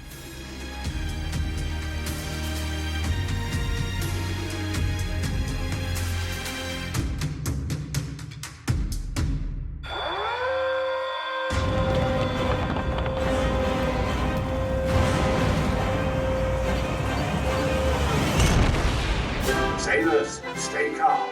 You can activate your bonus code up to April 27th. Don't panic, stay Stay with us and don't forget to subscribe, as there are more bonus codes to come. Have a lovely time. Fair winds and following seas.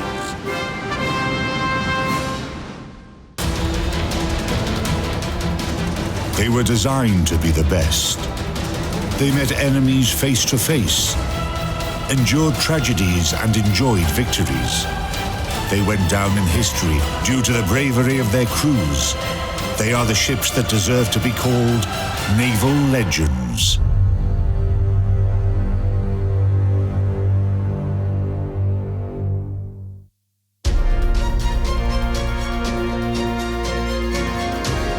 In this episode, Project 7 destroyers, legendary Soviet Sevens.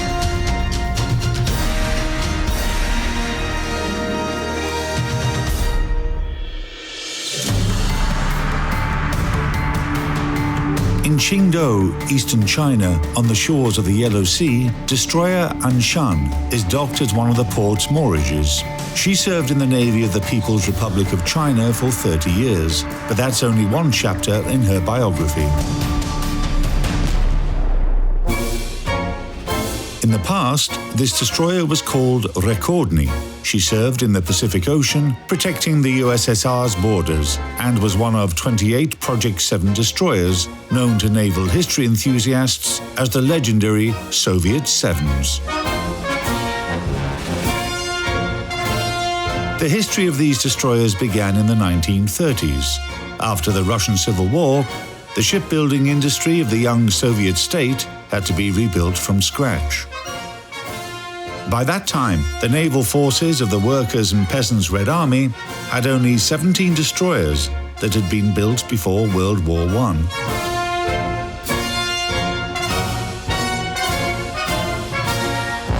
Why destroyers?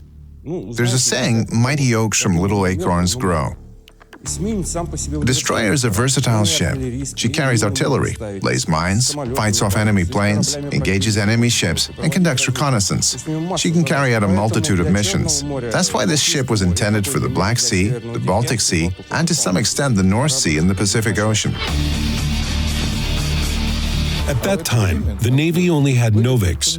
Of course, they became completely obsolete, though at the time of their construction, they were the most powerful destroyers in the world. But by the 1930s, they were no match for their counterparts from the fleets of the greatest naval powers. That's why the Soviet Navy desperately needed a replacement for their destroyers.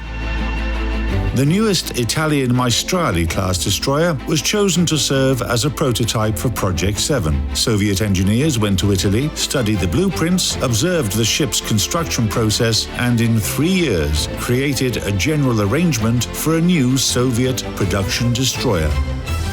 We have two main theaters of naval operations, the Black Sea and the Baltic Sea. Both are closed. This means that we don't have waves, we don't need ocean routes, and we don't need a big range of independent operations. We don't need to cross the Atlantic or Pacific Ocean between San Francisco and the Coral Sea to defeat the Japanese, for example. There were no such objectives. Everything is close, everything is near the shore. This is the reason why Italian projects were so interesting to us. They were also intended for close theaters of operations. Total displacement, 2,400 tons. Length, 112.5 meters. Beam, more than 10 meters. Draft, about 5 meters. Power plant, 2 main GTZA-24 turbines and 3 water tube boilers. Power, 54,000 brake horsepower. Artillery armament, 4 B-13-2S gun mounts. Caliber, 130 millimeters. Anti-aircraft armament, 2 34K anti-aircraft guns. Caliber, 76 millimeters. 4 70K automatic anti-aircraft guns. Caliber, 37 millimeters. 2 DSHK machine guns. Caliber, 12.7 millimeters. 2 coaxial Colt Browning machine guns of the same caliber. Torpedo armament, 2 triple torpedo launchers, 39U. Anti-submarine armament, 2 depth charge throwers BMB-1, 67 big and small B-1 and M-1 depth charges. Mine armament, from 60 to 95 mines. Maximum speed, 37 knots.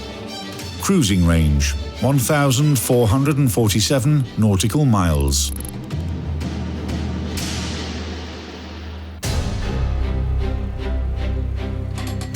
the construction of new destroyers was in full swing when an accident that happened some 4,000 kilometers away from Soviet borders almost put an end to Project 7. An English destroyer had a very serious accident.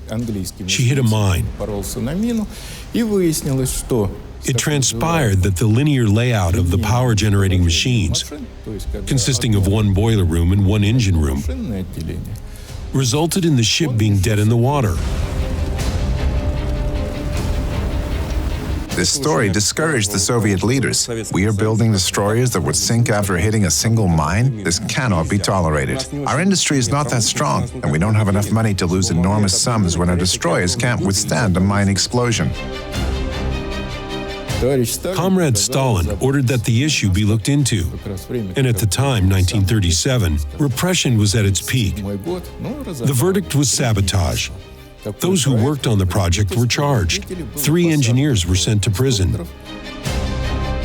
The project was on the brink of cancellation. 14 destroyers that had already been launched were to be redone, and the rest dismantled on the stocks. However, regardless of the threat of repression, designers of the Sevens managed to defend their project. A decision was made to finish 28 destroyers according to Project 7, while the following 18 ships were laid down according to a new and improved design named Project 7 New. The main difference between Project 7U and Project 7 is increased survivability. This was achieved by installing 4 boilers instead of 3. Even if 2 boilers were disabled, it wouldn't be catastrophic for a destroyer. She could continue to maneuver even with a single boiler working. And that's all. Speed, maneuverability, artillery armament, torpedoes, torpedo and mine armament were the same. This was the main difference. When designing Project 7 and 7 new destroyers, engineers put emphasis on mine and torpedo armament and artillery. Soviet 533mm torpedoes corresponded to those installed on ships from other countries, while her mines were some of the best in the world for the time. As for primary guns, engineers initially planned to arm the Sevens with the so-called cruiser set, comprised of 130mm guns. They created an excellent primary gun, which was outstanding for that time. It had a diameter of 130 millimeters and a barrel length of 6.5 meters. It turned out that the destroyer was the most powerful in terms of artillery armament until the American Fletcher class arrived. World War II revealed the main shortcoming of the Seven's anti-aircraft armament. When the destroyers were being designed, aircraft wasn't considered a serious threat. That's why the anti-aircraft armament of the Sevens was very weak. 2 semi-automatic 45mm K-21 anti-aircraft cannons, 2 DSHK machine guns, and that's it. The arrival of dive bombers made this shortcoming obvious, especially the German Junker Ju-87. This was an absolutely unique machine. They could drop a bomb directly into a large ship's smokestack to get past the armor. You can imagine the scope of devastation caused by a bomb that enters through the smokestack.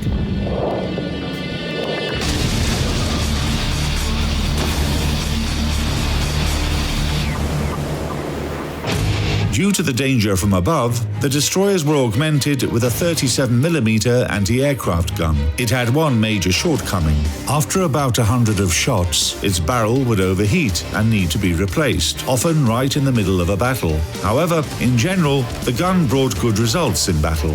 After the Navy began installing this type of gun on ships, and on the Sevens in particular, their anti-aircraft armament was considerably improved, and they were now ready to protect the country's sea borders.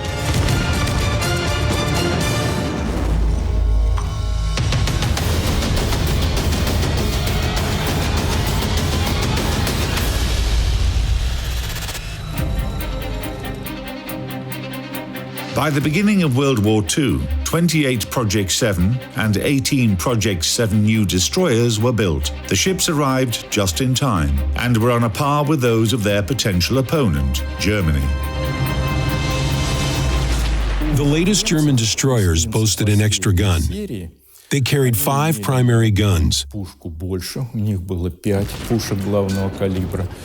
They had approximately the same speed and a displacement that was about 500 tons greater, but they were equipped with an unreliable power plant. It had been designed to work best at maximum speed. As a result, the fuel consumption was much higher, which led to a reduction in the cruising range for German destroyers. When the war began, the Sevens became the backbone of the Soviet fleet in all theaters of naval operations. In the Black Sea, they fought through to Sevastopol and Odessa to deliver ammunition and evacuate the wounded. In the Baltic Sea, they defended Leningrad, and in northern seas, they protected Allied convoys that supplied equipment and ammunition to the USSR. These ships were getting blown up by mines and directly hit by bombs and artillery shells, but then, after being repaired at docks, returning to the seas. 10 out of 28 Sevens and half of the Project 7U destroyers perished during World War II, but earned true military glory. Let's take the Project 7 Guard destroyer Sovetskiy, for example. During the war, the 4 years of war, she participated in numerous shore bombardments, troop landings, anti-aircraft and anti-submarine defense operations, and lost only 5 men of her crew throughout the entire war. Even then, they were lost when one of the boilers exploded after a serious malfunction. This means she had no battle casualties at all. Can you imagine this kind of survivability? 4 years of war and constant battles, and only 5 non-battle casualties. That's how good Project 7U was.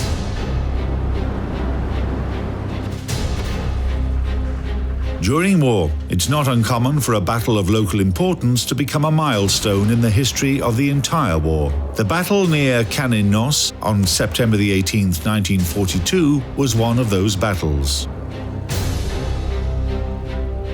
Why this routine battle? It was just another day for the Northern Fleet. Nothing out of the ordinary. But why did Kaninos go down in history? Why do people talk about it so much?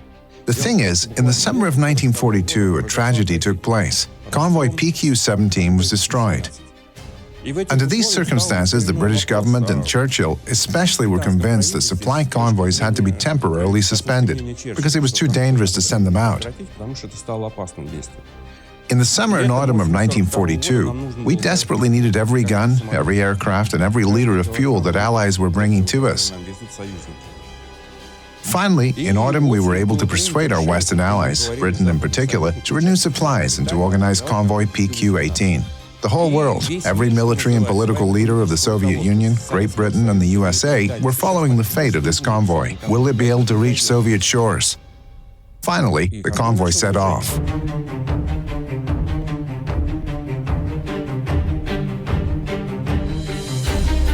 For the first half of the trip, the convoy sailed under the protection of Allied forces and lost 11 ships. Then, Soviet ships took over. 2 Project 7 destroyers, Gremyashi and Sokrushitelny, were among them. Near Cape Kaninos, the Germans organized a powerful combined attack on the convoy with aircraft and submarines. Torpedo bombers were the first to hit the convoy. A total of 24 Heinkel HE-111 aircraft made 2 raids.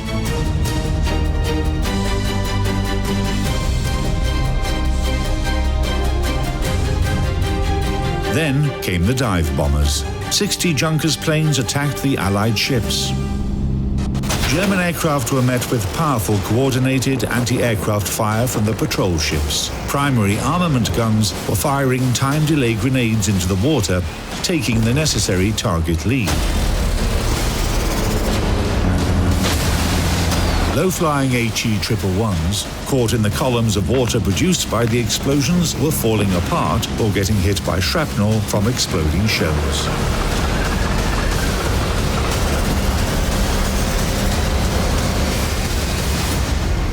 The Germans lost 15 aircraft in the battle.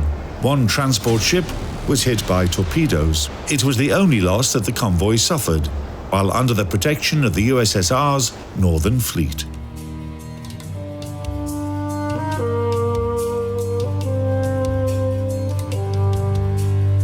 It was difficult to fight off 60 Ju-88s, several submarine attacks, and that constant howling. It's really difficult to explain now. To understand how hard it was for the sailors, you need... Firstly, it was September, cold, but at the same time hot in the heat of battle. The constant howling of aircraft, water splashes, incredible tension. Aircraft attacking from all directions, and then there are incoming torpedoes, from the air, from submarines. Approximately 2.5 hours of this unbelievable tension. It's really hard to understand how difficult it was, even on a psychological level.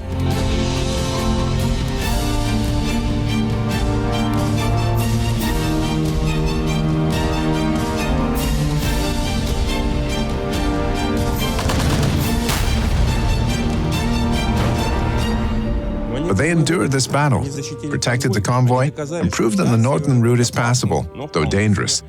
That's why Cain and Nos went down in history. This battle proved that Arctic convoys were necessary and must continue, and they were renewed.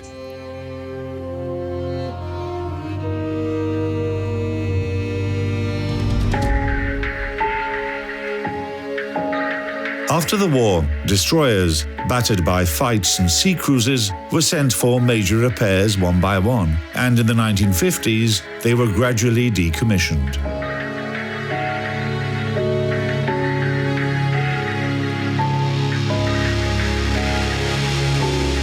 Today, only 3 of the legendary Sevens exist, those given to the People's Republic of China. Rekordny is one of these ships. All her life, she served in the Pacific Ocean. In 1952, the destroyer underwent major repairs, was modernized several times, and remained in service until the end of the 1980s. What does this tell us? Of course, she was modernized, improved. This just means that it was a good project from the very beginning. The hull framework and layout were that good that the ship could endure and serve for more than 50 years. It says a lot about the quality of the project.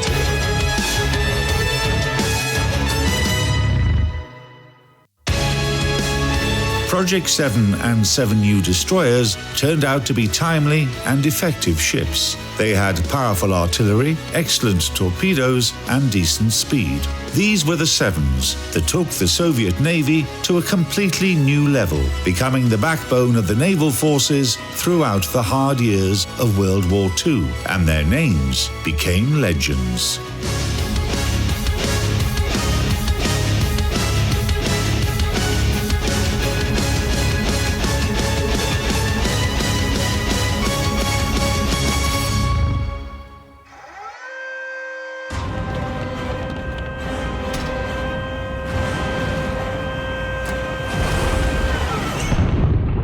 Sailors, stay calm. You can activate your bonus code up to April 27th. Don't panic, stay with us, and don't forget to subscribe, as there are more bonus codes to come. Have a lovely time. Fair winds and following seas.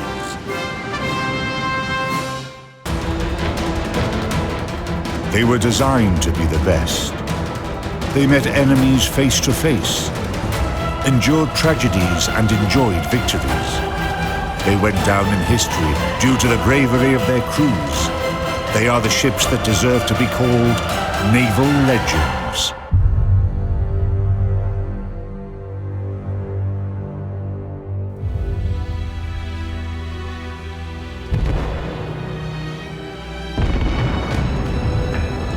In this episode, watch Yamato, life and death of the legendary battleship.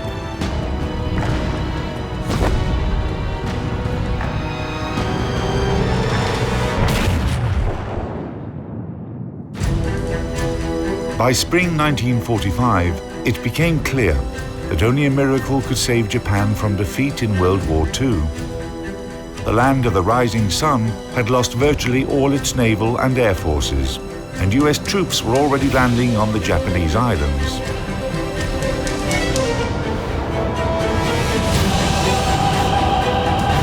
On the morning of April 6, Japan's legendary battleship Yamato sailed off to fight her last battle.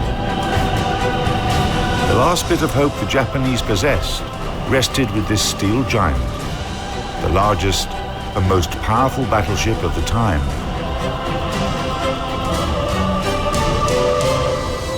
That naval operation in the Pacific, dubbed Tenichi-go, Heaven Won, was a dangerous mission, but the faith in Yamato was almost religious, and the Japanese believed luck would go hand in hand with the ship.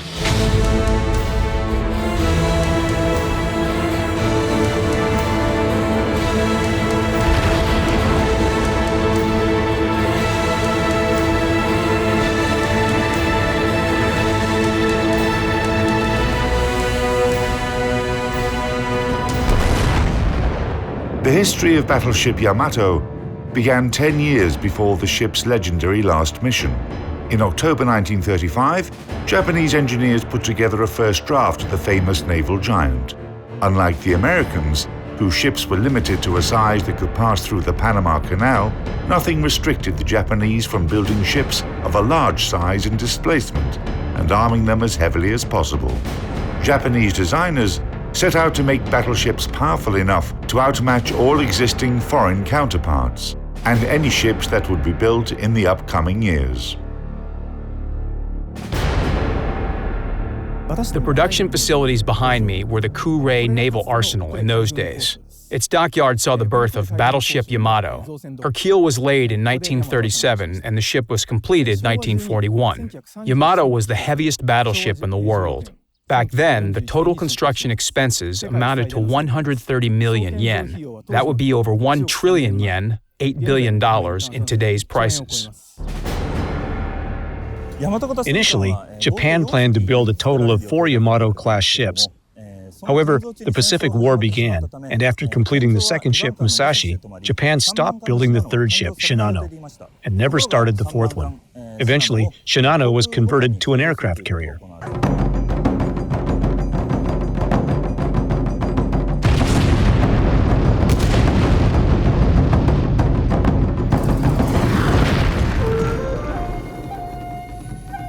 Yamato is the ancient name for Japan, meaning Great Harmony. Strict secrecy was maintained throughout her construction. A high fence of mats surrounded the dockyard. All engineers swore a solemn oath of non-disclosure, and the workers going in and out were compared with their photos. Japanese shipbuilders certainly had something big to hide. Total displacement, 72,808 tons. Length, 263 meters. Beam, 38.9 meters. Draft, over 10 meters. Armament, main battery. 3 turrets, each having 40 SK Mod 94 guns. Caliber, 460 millimeters. Secondary battery. 2 turrets, each having 3 Type 3 guns. Caliber, 155 millimeters. Anti-aircraft artillery, 12 coaxial Type 89 guns. Caliber, 127 millimeters. 50 triple barrel and 2 single barrel Type 96 automatic cannons. Caliber, 25 millimeters. Air group, 7 seaplanes, reconnaissance planes and spotting aircraft. Armor. Main belt, 270 to 410 millimeters. Main turrets, 190 to 650 millimeters. Conning tower, 300 to 500 millimeters. Power plant, 4 Campon turbines and 12 Campon RO boilers. Power, 154,000 shaft horsepower. Maximum speed over 27 knots. Operational range 7,200 nautical miles at 16 knots.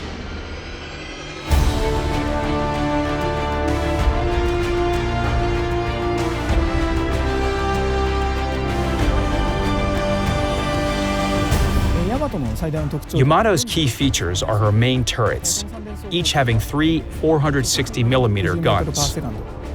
The guns could fire shells weighing almost 1.5 tons with a muzzle speed of 790 meters per second. A gun turret, including the barbette, weighed 3,000 tons. It could contain over 150 men.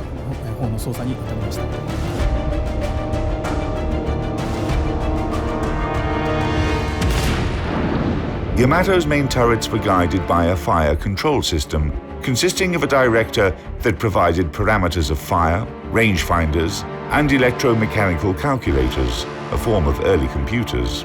It was a state-of-the-art system for the time.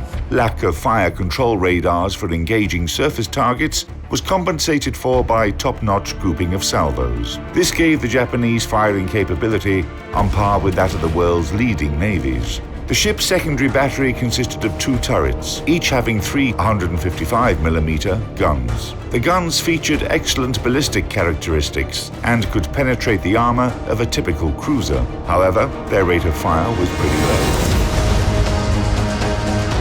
When commissioned, Yamato had 6 coaxial 127mm anti-aircraft guns for long-range engagement, plus short-range anti-aircraft artillery consisted of 8 triple-barrel 25mm cannons. The number of the AA guns was constantly built up during the war.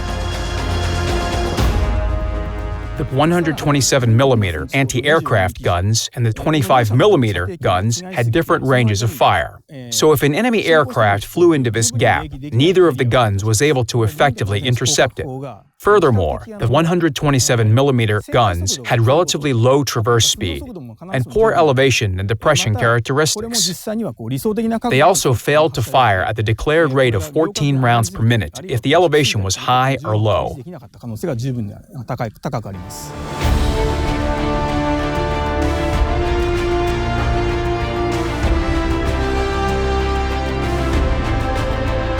Yamato enjoyed the heaviest armor in shipbuilding history. Its US analog, battleship Iowa, had armor that was on average 100mm thinner. The armor belt of the Japanese Giant formed a citadel that covered slightly over half of her waterline length.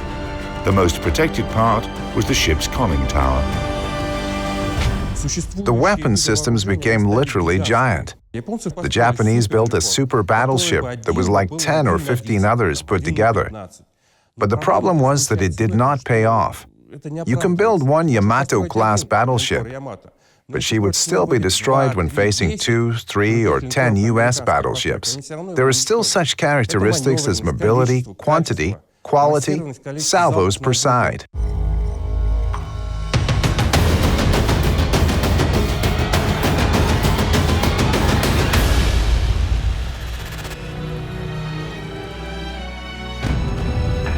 Yamato was commissioned in late 1941. In her first mission, the Battle of Midway, Yamato served as the flagship of the Japanese combined fleet. During the battle, on June 4 through 6, 1942, Yamato did not fire a single shot and was used only as an HQ ship. The Japanese military command was definitely saving their 2 best battleships for an upcoming major battle against the US fleet.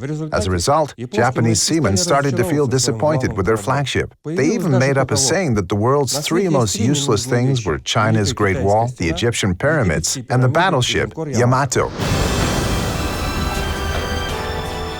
It was not until autumn 1944 that the Japanese naval giant fought its first real battle. Together with her sister ship Musashi, Yamato attacked US landing craft near the island of Leyte.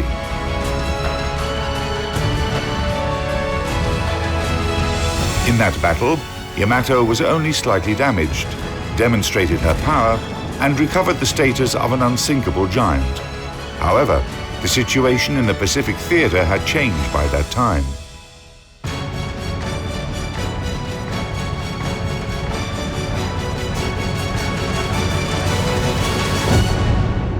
Progress in military technology basically follows the laws of philosophy. When making a new weapon system, designers in the military usually seek to enhance its specifications, bigger caliber, thicker armor, etc. Then they come to a dead end, where they are no longer developing the Navy, but improving a separate weapon type within the existing limits. A radical change is carrier-borne aviation, and later, missile systems. But Yamato is the peak in the construction of battleships. It is not about progress, it is about reaching the peak. In 1945, World War II reached Japan's home islands. The command of the Japanese combined fleet made a Bushido-style decision. Yamato, with the help of a light cruiser and 8 destroyers, was to defend the island of Okinawa and prevent the US troops from getting any further inland, or fight to the end and finish her journey gloriously. Executing this order on April 6, 1945, the legendary Japanese battleship sailed off to fight her last battle. The United States sent in its Task Force 58 to intercept the flagship of the Japanese combined fleet. The Americans would not miss the chance to destroy the symbol of Japan's naval power. As early as 10 a.m., the first US squadrons took off from 5 heavy and 4 light aircraft carriers, located about 300 miles away from Yamato. A total of 227 aircraft took part in the destruction of the Japanese force. The battle began at 12:34. 4 aerial bombs hit Yamato, taking out a 127mm gun and several automatic cannons. In just 20 minutes, 2 more bombs struck the battleship and a torpedo hit her port side.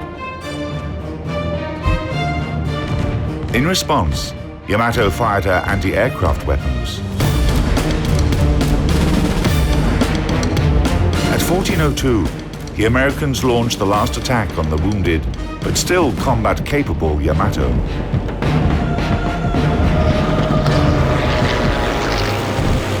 It was a demonstrative execution.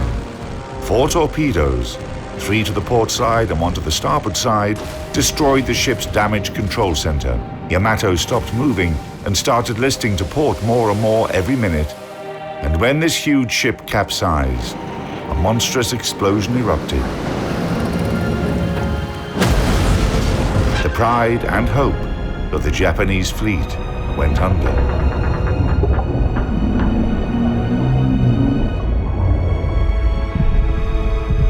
Together with the ship, 3,000 crew members were lost, including the commanders of the Japanese force and the ship.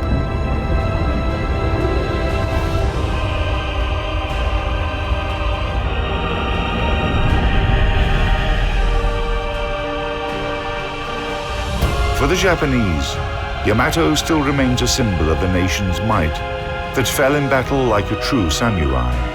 The city where the legendary battleship was built opened a museum, whose centerpiece is a 26-meter model of Yamato.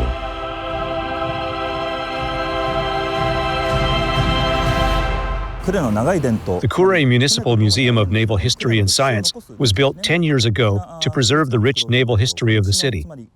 Now it is known as the Yamato Museum. The exhibits reflect the naval history of Kure. In other words, the history of naval affairs and technologies. The museum has become quite popular. Fans of battleships come here from all over the country. However, we should remember that it was originally dedicated to all kinds of shipbuilding. The violent explosion that finished the destruction of Yamato was caused by the detonation of her main battery magazines. However, there is plenty of debate about the reason for that tremendous explosion. The answer is probably hidden on the bottom of the ocean. So far, researchers have been unable to lift what is left from the giant battleship.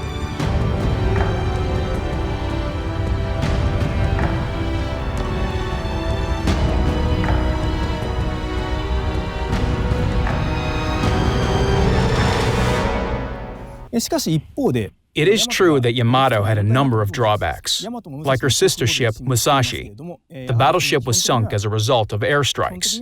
The key reason for that was the ship's fundamental lack of ability to resist massive air attacks.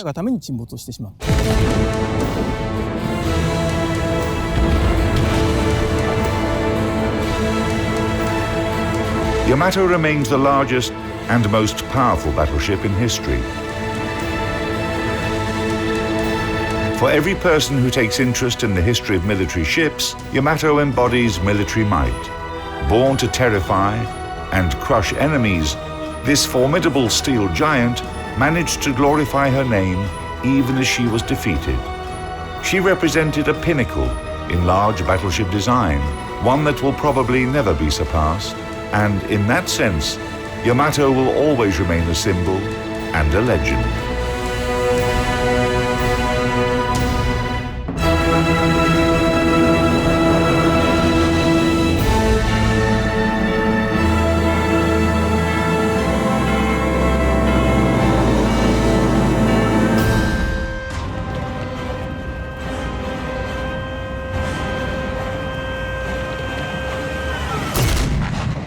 Sailors, stay calm. You can activate your bonus code up to April 27th. Don't panic, stay with us, and don't forget to subscribe, as there are more bonus codes to come. Have a lovely time, fair winds and following seas.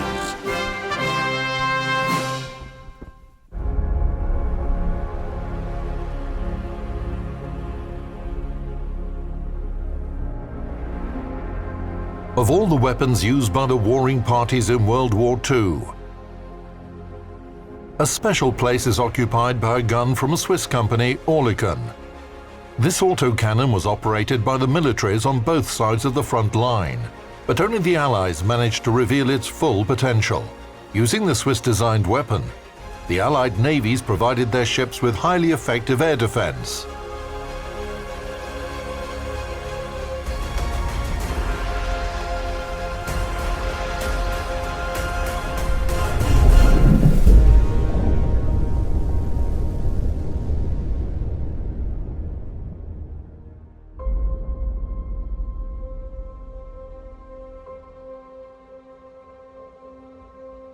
The Oerlikon is a Swiss-designed gun made in the UK under licence, and it was introduced into the Royal Navy in 1940. Specifications of the Oerlikon anti-aircraft gun. Caliber 20mm, barrel weight with breech block from 64 to 68 kilograms. Gun length 2,210mm, ammunition feed. Drum magazine holding 45, 60, 75 or 100 rounds. Rate of fire from 250 to 320 rounds per minute. The guns were fitted in single, twin and quadruple mountings.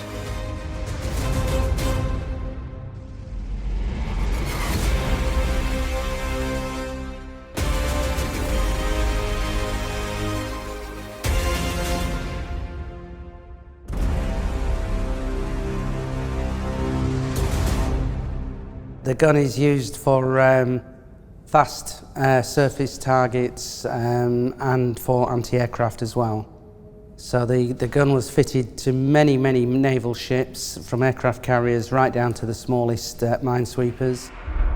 In 1941, England commissioned battleship Duke of York with 6 Oerlikon cannons on board. It was the first British warship armed with Swiss anti-aircraft guns. One of the key requirements that the British put forward for Oerlikons was that they be operable and maintainable for unqualified personnel, like fishermen and sailors from the merchant fleet. This condition proved to be quite far-sighted. Before World War II kicked off, Great Britain ordered 1,500 guns from Switzerland and purchased a license for their production. By 1943, single-barrel Oerlikon anti-aircraft guns were no longer effective against fast and well-protected enemy aircraft. A good solution to this problem was the development of multi-gun mounts.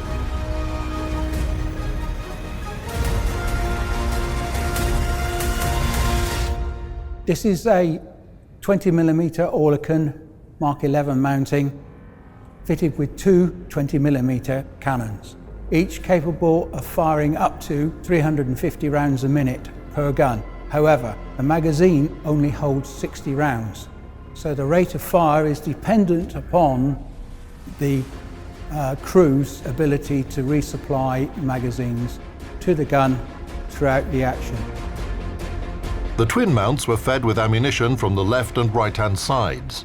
To avoid mistakes during loading, the magazine for the left gun was painted in a bright color.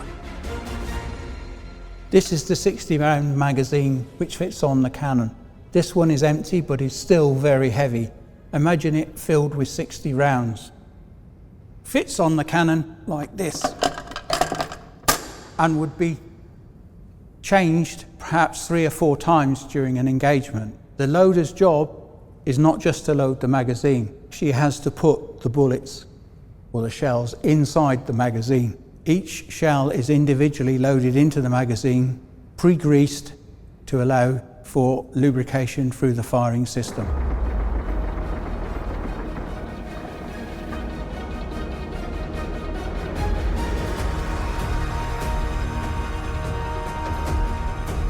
As you can see, the aimer uses his body weight to move the mounting in a training motion. The elevation is adjusted by the hand wheel you can see here. When he's given the command by the gunnery controller, and once he has got the gun onto the target, he calls aimer target and is given the command to engage. At that point, he takes the safety catch off and fires the weapon. When a shot is fired, gunpowder gases apply pressure to the projectile, which starts moving out of the barrel, and the cartridge, which pushes the breech, makes it slide along the barrel. The weight of the breech and the return force of the spring, pressed by it, are matched in such a way so that the moment the projectile leaves the barrel, a spent cartridge is ejected from the breech block, and the next round is fed to her place from the magazine. At this moment, the recoil spring pushes the breech back, ramming the shell into the chamber.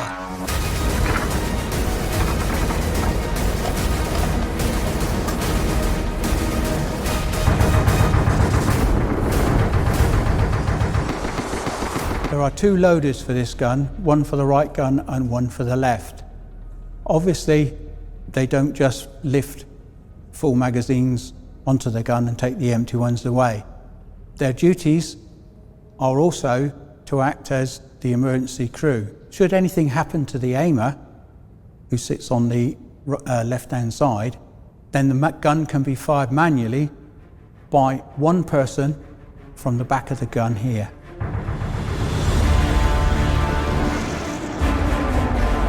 The guns in the twin mount fire in turn.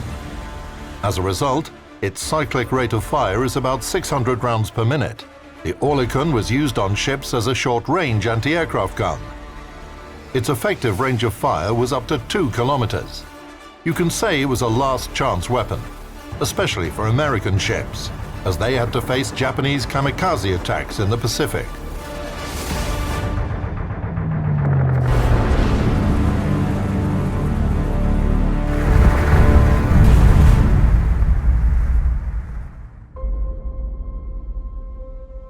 During the war, Oerlikon autocannons were extensively installed on the ships of the Allies.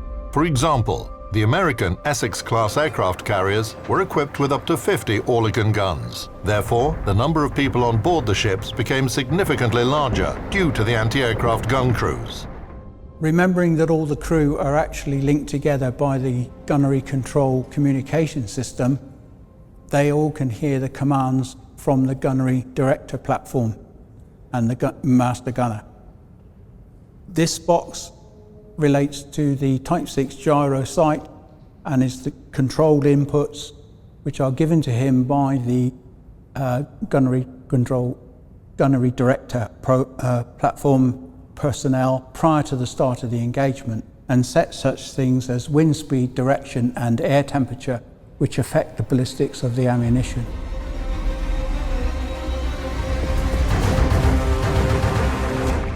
If, during the engagement, which obviously is very noisy, there is a need to stop firing, the gunnery director officer in the gunnery director platform will press the check fire bell, which operates this bell you see here.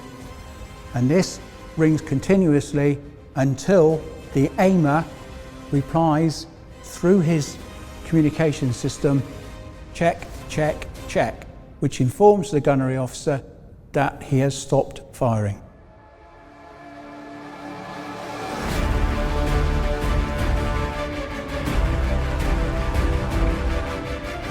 During World War II, the Allies produced over 300,000 Oerlikon cannons. Many of them were later modified and upgraded, but in general, they still remained a Swiss design. The gun was too advanced for the time when it was developed in the early 1930s, and only when World War II broke out did this cannon occupy a niche where it was unmatched on both opposing sides.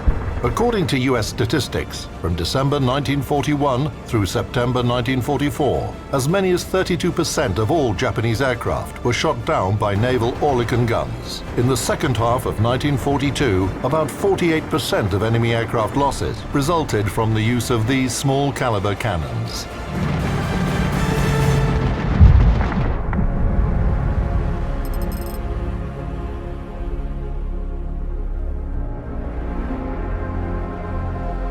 After the war, the 20mm Oerlikon AA gun remained in service with many navies around the globe, until it was inevitably replaced by more advanced systems. However, even today, you can still see the World War II design Oerlikon guns installed on some small patrol ships.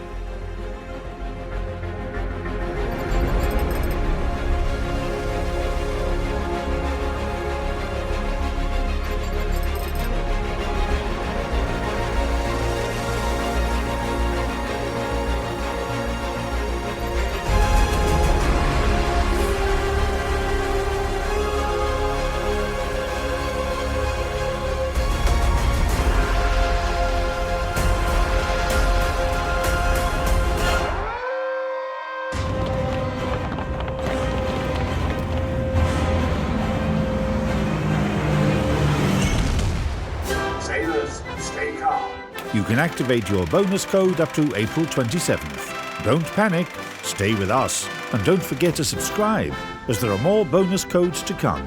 Have a lovely time, fair winds and following seas.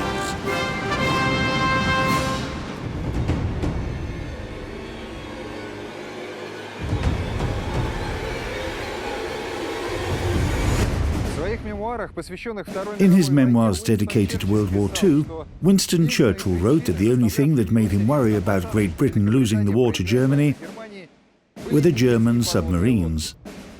In the small town Labo in northern Germany, the last surviving Type 7 submarine stands solitary on the beach. It was this submarine type that worried Winston Churchill and posed the most severe threat to shipping in the Atlantic Ocean at the beginning of the 1940s.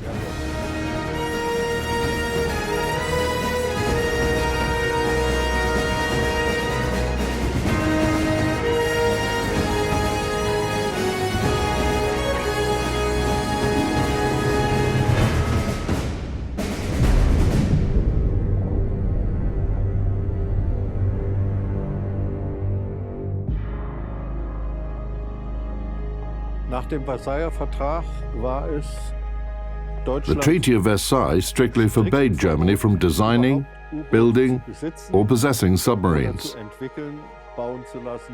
All this was forbidden. Nevertheless, in order to preserve their school of underwater shipbuilding and build upon the experience gained in World War I, a shipbuilding design bureau was registered in 1922 in The Hague, with German engineers as members of its staff.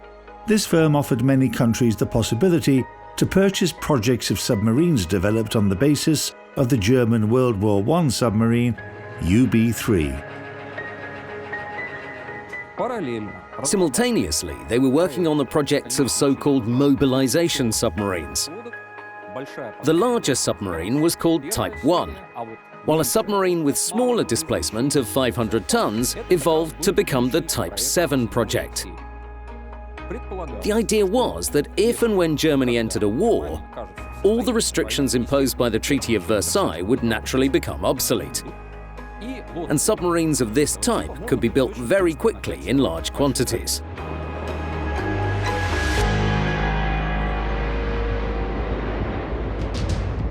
The further development of Type 7 submarines and their construction became possible thanks to a naval treaty signed between Germany and Great Britain in 1935.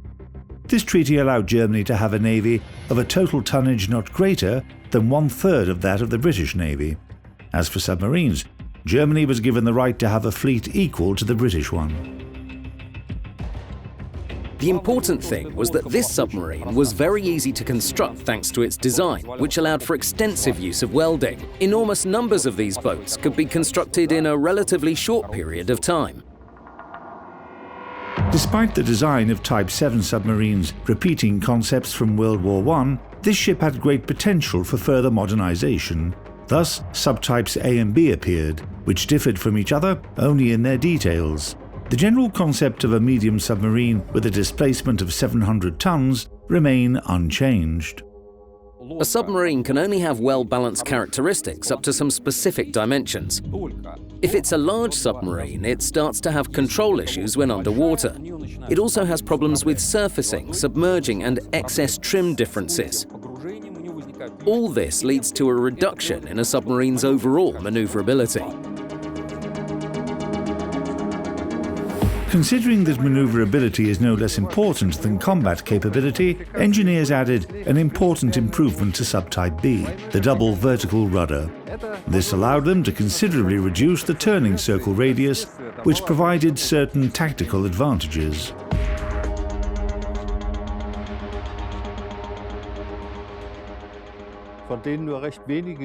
When the mass production of Type 7 submarines began, they received the designation 7C. In this case, there were two subtypes as well, namely 7C41 and C42. Specifications of submarine U-995, Type 7/41, 1943. Length more than 67 meters. Beam more than 6 meters. Mean draft 4.7 meters.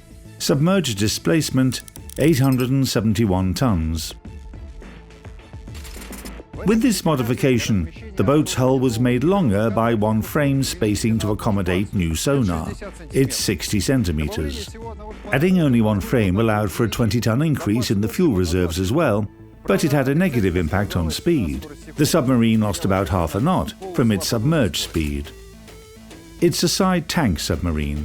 Her aft and bow ends, side bulges and deck superstructure with the conning tower's railing were welded to the pressure hull. Maximum diameter of the pressure hull, almost 5 meters. Thickness of the pressure hull, 18.5 to 21.5 millimeters. The submarine's pressure hull is divided into 6 compartments. First, forward torpedo room. Second, forward battery compartment with commanding officers' cabins on the deck. Third, control room with conning tower on top of it. This is where the captain was situated during an attack. The control room was also the shelter compartment. It's surrounded by concave bulkheads that are able to withstand pressure up to 10 atmospheres. This is the pressure found at a depth of about 100 meters. Fourth, living quarters with the galley. The second group of batteries was located in its hold. Fifth, diesel compartment. Sixth, aft torpedo room. 2 electric motors were also installed here. The main ballast went into 5 tanks, 2 at the ends in the outer hull, 2 inside the bulges, and the last one in the pressure hull, under the third compartment's deck. 3 tanks could be used to store fuel. Armament: 5 torpedo launchers, caliber 533 millimeters. Ammunition: 14 torpedoes. The G7E electric torpedo. German submariners nicknamed it the Eel. It's noteworthy that it was developed in 1929. However, the design turned out to be so successful, the various modifications of it were manufactured until 1944. The latest versions of the torpedo were self-guided and equipped with a heating system inside the launcher, which allowed it to travel up to a distance of 7.5 kilometers at a speed of 30 knots. Artillery armament. Initially, these submarines carried the SK C/35 gun with a caliber of 88 millimeters. However, with the changing nature of combat, anti-aircraft armament began to appear on 7s from 1942 onwards. U-995 had the following: Flak M42U cannon, caliber 37 millimeters. 2 Flak 38 autocannons, caliber 20 millimeters. Power plant. 2 diesel engines with a total power of 3,200 horsepower. 2 electric engines, 750 horsepower each. 2 groups of accumulator batteries, 62 elements each. For this modification, the power plant was rearranged to free up 11.5 tons of displacement. This allowed engineers to increase the pressure hull's thickness. As a result, the operating depth increased to 120 meters and the maximum depth reached 300 meters. The boat was equipped with a special system that allowed her diesel engines to work underwater, a snorkel. Maximum surface speed 17 knots. Maximum submerged speed 7.6 knots. Operating range: surfaced 8,500 miles at 10 knots. Submerged 80 miles at 4 knots. Endurance 40 days.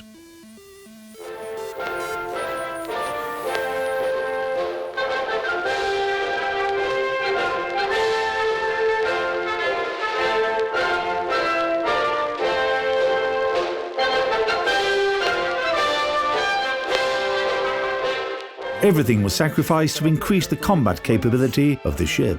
2 people shared one bunk, and some even slept on torpedoes. All available space was taken up by provisions, and even one of the lavatories wasn't used during the first week of a combat cruise because it was stuffed full of food supplies. To complete the picture, imagine how the air those people breathed was: a mixture of diesel engine exhaust and kitchen smells, spiced with a dense aroma of cologne, which submariners generously applied to themselves as they had no means to bathe properly.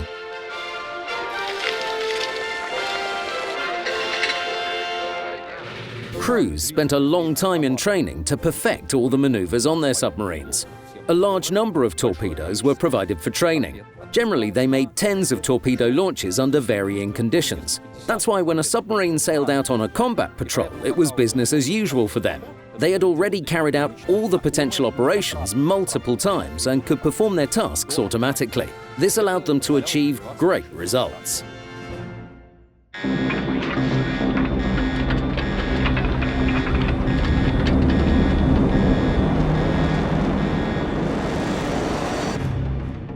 This bunk is somewhat bigger than the rest, obviously. It's where the captain would sleep.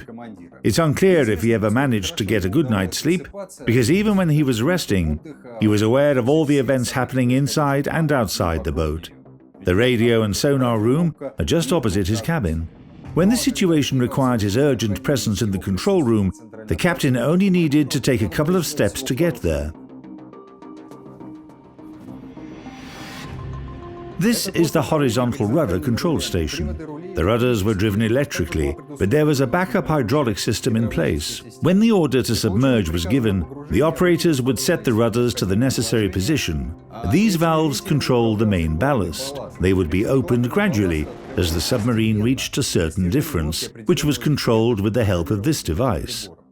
Quite often, an unusual trick was used to speed up the submergence. All the off-duty crew members at that moment would quickly run into the bow compartment. All these actions were perfected during training, so in a battle, a well-prepared crew could bring their submarine from the surface position to a depth of 10 meters in 25 to 27 seconds. This was considered the best result in the world at that time. Auf einen bewaffneten Frachter gestoßen. Alarm! Auf Seerohrtiefe!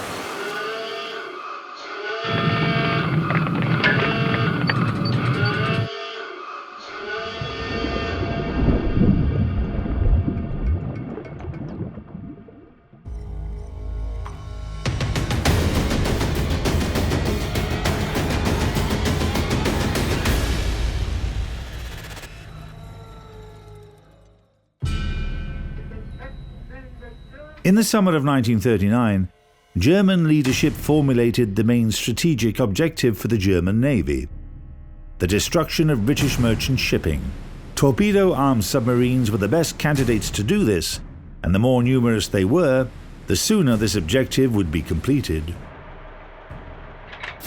On September 3, U-30 sank British liner SS Athenia. Thus began World War II at sea.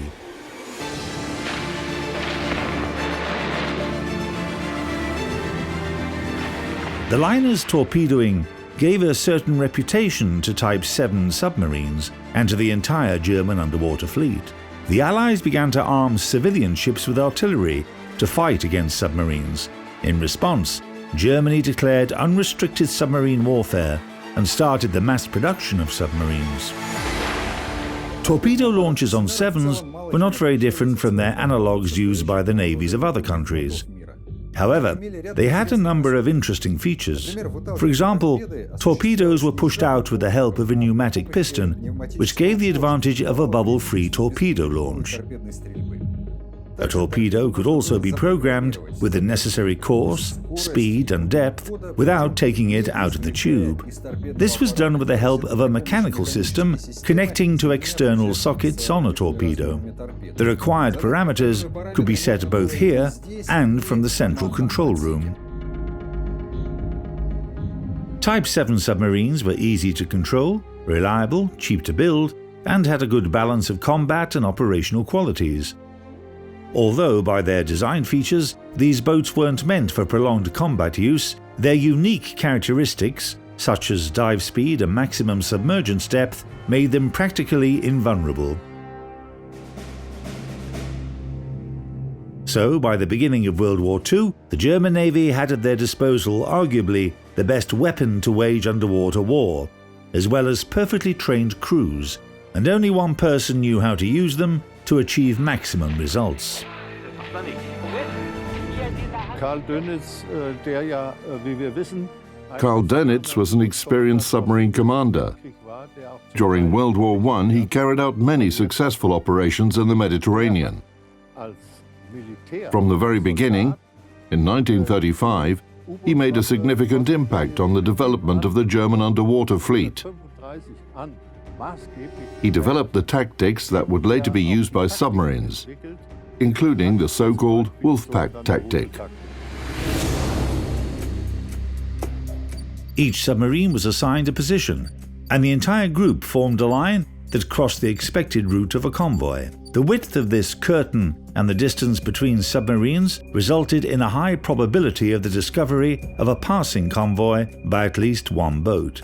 The data on the location and of course of a convoy could also be obtained by radio reconnaissance or aviation. All the information was gathered by an operations center on the shore, which coordinated the actions of the group and sent all nearby submarines to attack a convoy.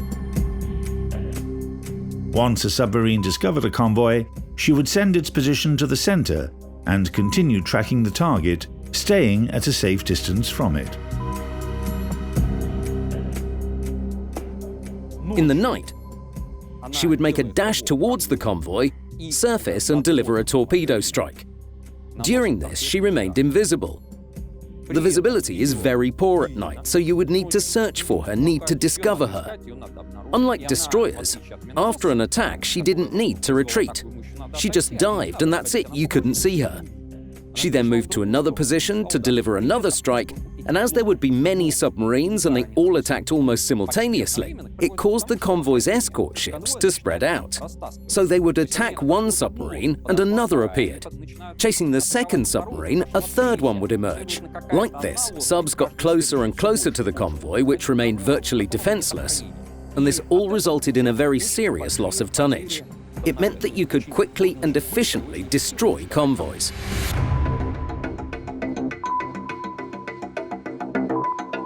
On October 17, 1940, U-boat U-38 discovered the SC-7 convoy. The sub sent the convoy's coordinates to Dönitz's headquarters in Lorient. They were immediately forwarded to all the submarines patrolling that area. Throughout the following day, gathering submarines attacked 3 ships from the convoy. At the same time, the only escort ship, British HMS Scarborough, was reinforced with sloops, HMS Foey and HMS Leith, and corvettes HMS Bluebell and HMS Heartsease. By the end of the day, 7 submarines shadowed the convoy.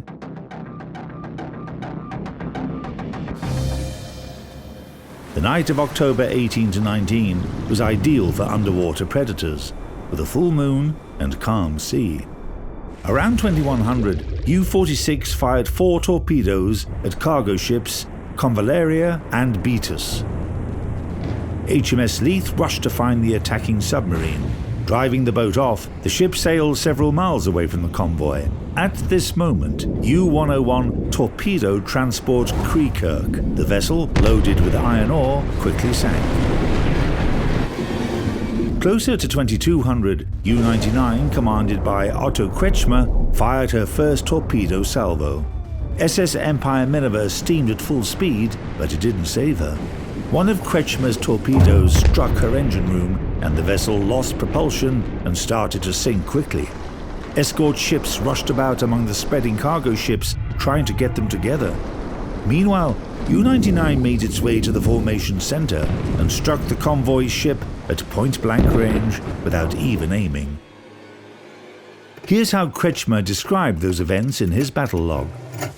22:30. Firing from the forward launcher at a heavily loaded transport, the torpedo misses but hits another, even larger ship of about 7,000 tons.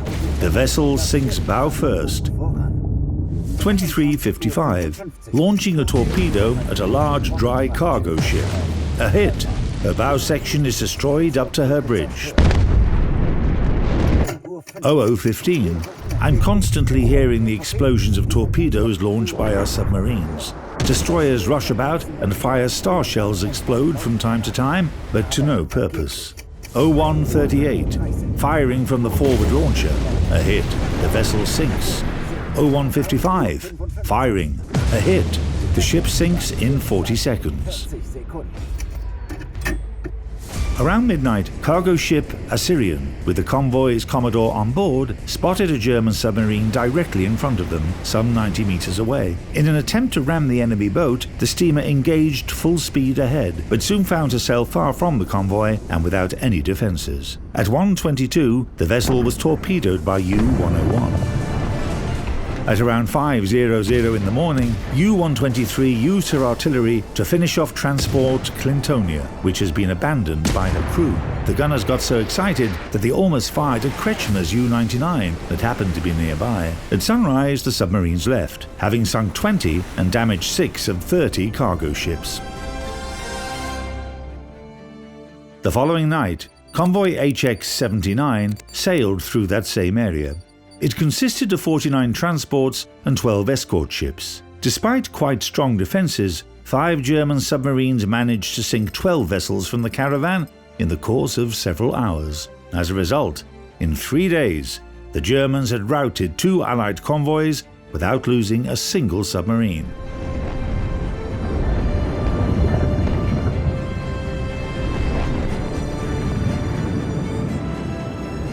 In historical literature dedicated to the operations of German U-boats, the period from summer of 1940 through the end of spring 1942 is often called Happy Times. Then, Dönitz's Lions, as the German propaganda called submariners, were the only masters of the Atlantic. 1942 was the year of the greatest triumph for the Sevens. German submarines managed to sink more than 2 million tons of Allied shipping that year. At that time, the Kriegsmarine had 330 Type 7 U-boats, while it had entered the war with only 57 of them. German shipbuilders launched a new 7 every 2 days.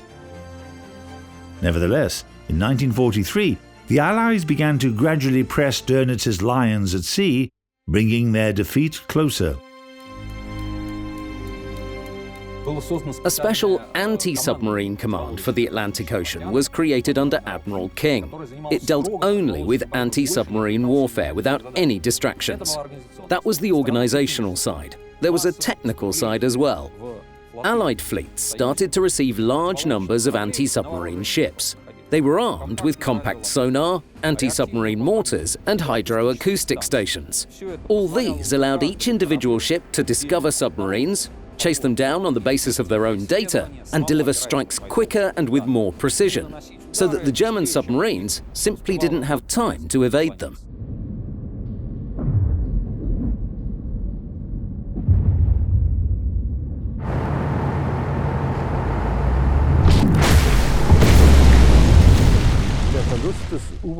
Defeat in the underwater war wasn't a sudden event, but rather a gradual development. However, it all happened in quite a short period of time. All these measures bore great results. In May 1943, the Allies sank more German submarines in one day than the transports they had managed to torpedo. Between 1935 and 1945, 709 Type 7 submarines were built.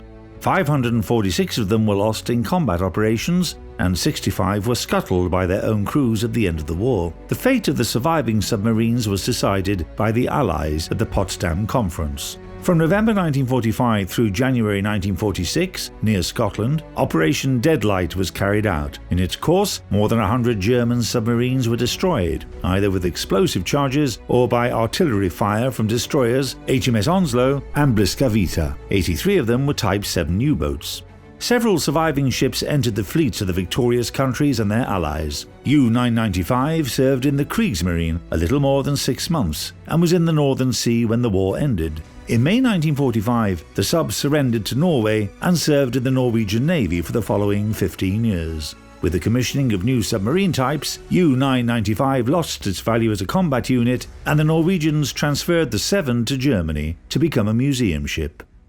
The Type 7 program was one of the most successful German submarine building programs, especially when you think of their quantity. It's arguably one of the most numerous ship types in the world by the number of units built.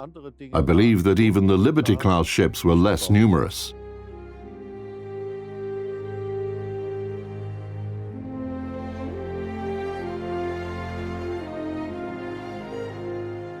Type 7 submarines are quite controversial. Some say that they were the best ships of their type. Others simply call the 7 a steel coffin. Undoubtedly, these submarines were very effective, but as history proved, the development of anti-submarine warfare didn't leave them a single chance of winning. The 7s can be compared to a sword. It was a threatening and effective weapon in skillful hands until the introduction of gunpowder.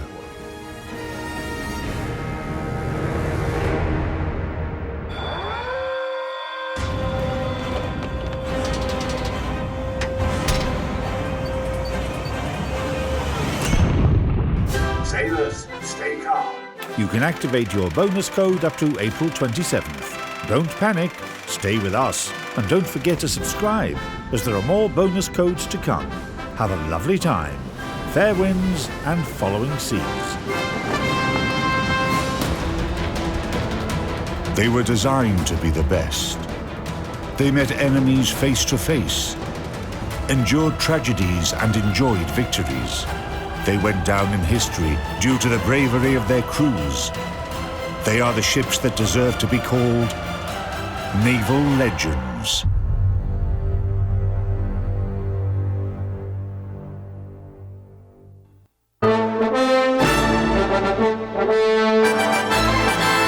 In this episode, the invulnerable Hornet.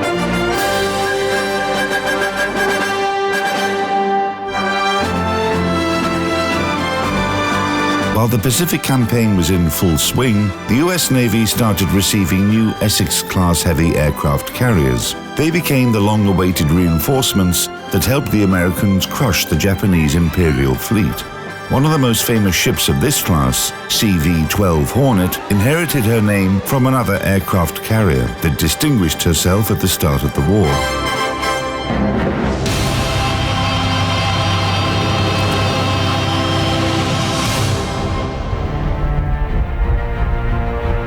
In April 1942, 4 months after the attack on Pearl Harbor, Americans prepared a bold and daring operation.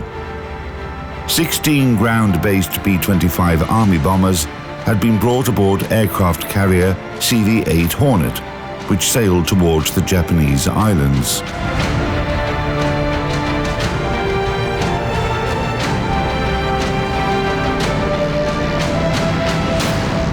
That was to let the Japanese know that you bomb our homeland, you come close to our homeland, we'll come to you.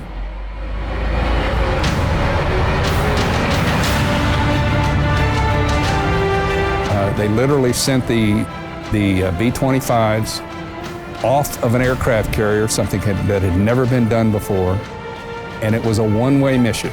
They didn't have enough fuel to get back. The Doolittle raid inspired Americans and strengthened their belief in victory over Japan.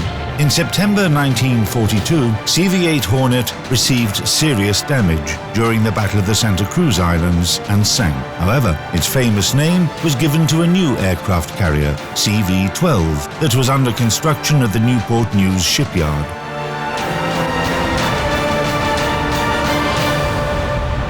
The keel was laid in 1942, and a year and a month later, in 1943, the ship was underway. A remarkable production in 1 year, especially when you realize it was done without computers, just slide rules and blueprints. 24 of these ships were produced during the Second World War. It's amazing to consider that. General performance capabilities of USS Hornet. Total displacement up to 36,000 tons. Length up to 266 meters. Beam 45 meters. Draft at full load 9.1 meters. Armament 59 Oerlikon cannons. Caliber 20 millimeters. 10 quadruple Mark II Bofors guns. Caliber 40 millimeters. 12 Mark XII dual-purpose guns. Caliber 127 millimeters. Armor, main belt and beam bulkheads 102 millimeters. Hangar deck 64 millimeters.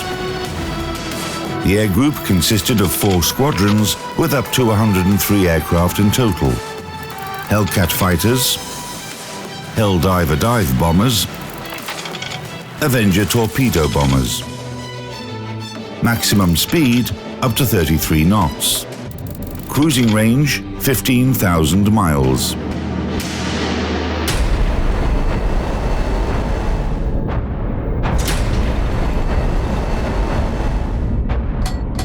So, an aircraft carrier is a heavy attack ship. It's a floating airfield, but at the same time, the aircraft carrier itself becomes a main target for enemy attacks. It became clear, to prevail at sea, one must destroy aircraft carriers. Accordingly, in addition to every aircraft carrier being heavily armed with anti-aircraft defenses, they were covered by Allied ships. For example, USS Hornet had up to 60 guns of various anti-aircraft artillery aboard. All anti-aircraft weapons on board. All of our weapons were devoted to anti-aircraft. The single-barrel guns could put between 6 and 10 rounds of explosive anti-aircraft shells in the air per minute. So you multiply that times 12, that's a lot of shells in the air. We could put up a lead curtain that kept most of the attacking aircraft away. The closest a kamikaze fighter ever got was cartwheeling over the deck into the water and never hit us with a bomb or the aircraft itself.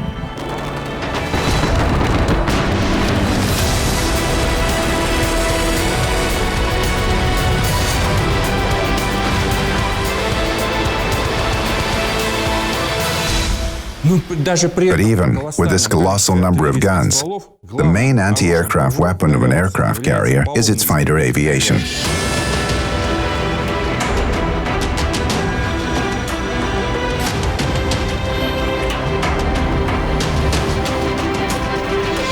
The striking force of an aircraft carrier consisted of bombers and torpedo bombers, whose range was many times greater than that of the artillery of modern battleships of the time.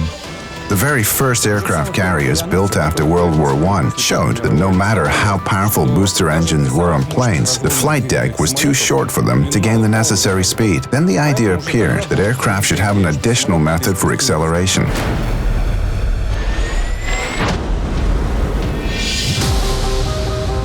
Now, they can't do it by themselves. They have to have assistance through the catapult system. This cable, it's hooked up underneath the wing, goes down, wraps around the front of that shuttle down below, and that shuttle runs in this track out to the front of the ship. There's a hydraulic engine ram way down below that is powering this thing. And at that point, the plane is doing about 120 to 130 knots. It's a rather exciting start. Right after takeoff, pilots had exhausting work to do. The tension was growing with every mile of flight, and when they arrived at the target area, it would become immense. The pilots were aware of the risks they took in flying over the enemy territory and in combat there.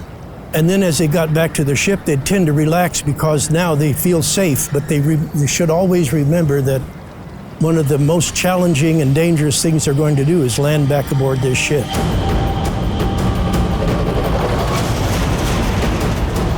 An aircraft has a very high speed when landing. If it attempts to land by itself, it will just roll along the deck and fall off the other edge. That's why the question arose, how do we stop this?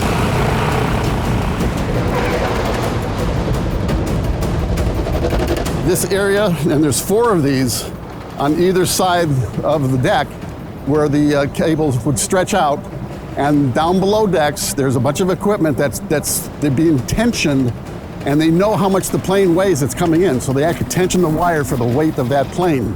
And so as it comes in, they grab the hook and they will stop before they get to the end of this angled deck here, which is only another couple hundred feet beyond this touchdown area. Once they touch down and stop, they retract their hook, the cable is retracted, it's set for the next plane. It's often only 30 seconds between aircraft landing.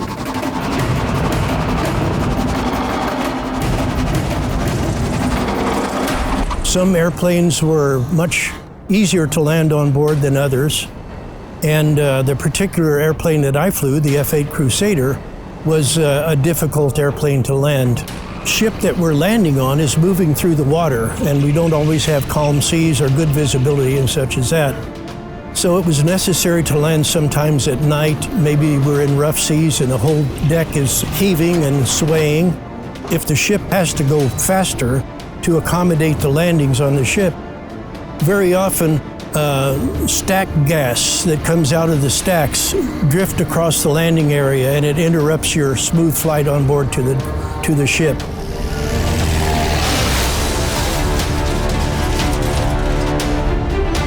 There was a peculiarity during World War II. When landing on a deck, pilots had to drop all ammunition remaining after an attack down into the sea. Why? Because the accident rate was high. Pilots were landing by themselves, after all. There wasn't any guidance, radio navigation, nothing at all. They had to do it all by themselves. They were tired and exhausted. If the worst happened and an aircraft crash-landed, its whole ammunition stock would explode.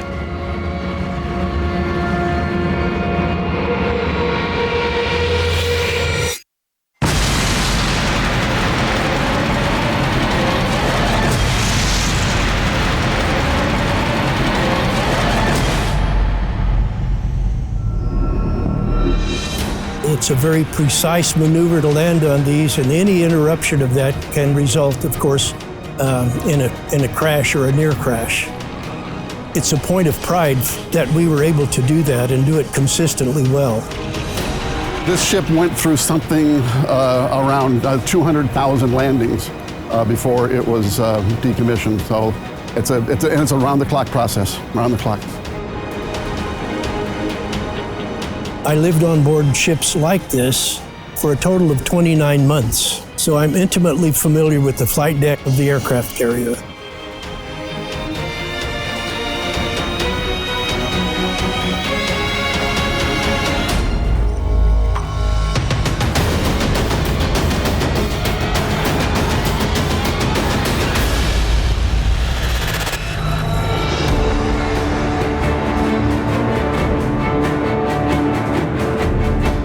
The Hornet aircraft carrier was commissioned in 1943.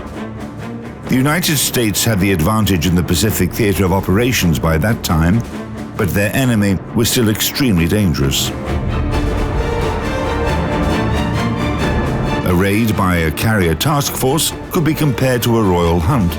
The Queen is escorted by several dozen ships of different types, from fuel transports to battleships. Crews are at battle stations. Scouts are sweeping hundreds of square miles of ocean looking for prey. My favorite room on the Hornet, this is Combat Information Center. In this room, all of the sensors for the Hornet come into this room.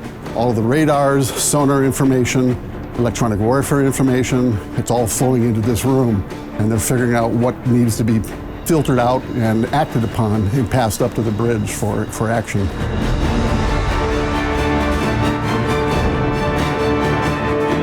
A scouting report comes in. The enemy was detected. That's it. The flag officer gives the order to attack.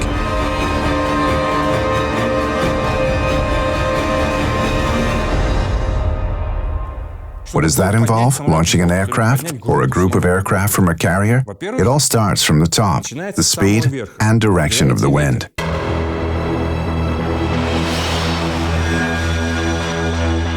We're now in the aerology office, otherwise known as the weather office for the ship. And there was a crew here 24 hours a day keeping an eye on the weather. Big thing for an aircraft carrier is how fast is the wind. So they're constantly monitoring that. They're even sending off weather balloons from them just outside this office to keep track of some of the upper atmospheric conditions that are going on.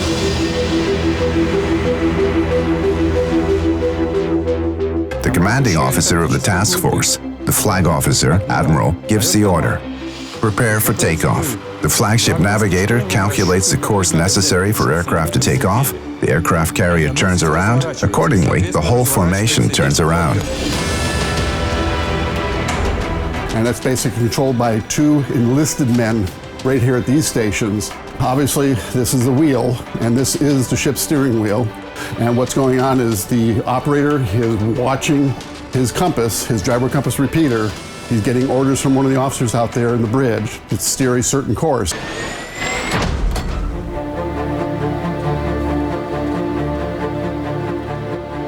The ships have turned around. Then the work on the flight deck starts. The deck gets cleaned. They remove all debris, bolts, dirt, and garbage. Maybe there's some ice or dew. They get removed too.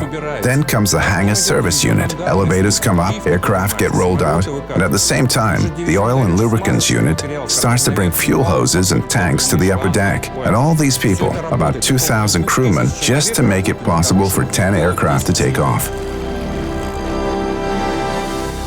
Take off. Everything works. Everything flies.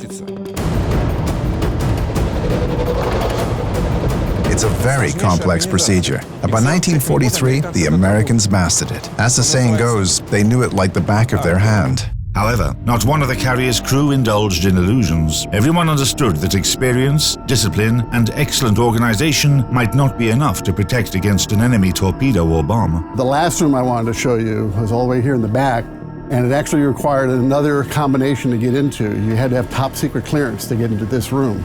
Now, it sounds exciting.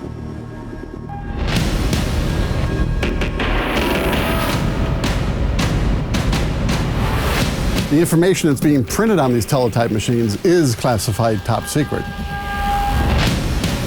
It's a warship. If the ship got hit, it's being sunk, you're in enemy territory, you would take the most important security things, put them in the bags, which are weighted very heavy at the bottom with a steel plate, and then you head outside and toss it over into the ocean, and it'll sink, and hopefully the other guys don't get it then.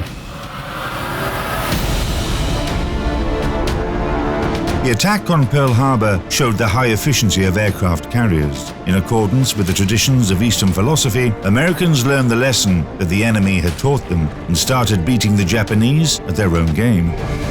Every day, commanding officers of task forces resolved issues and set in motion enormous amounts of resources, without realizing that they lay the foundations of new naval warfare tactics.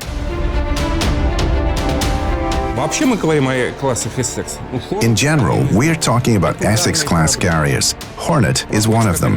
They are attack ships. An operation is carried out, ammunition and fuel are used up. The next operation won't start until these ships return to base and get more fuel, ammunition, food and water, as well as new aircraft and new pilots.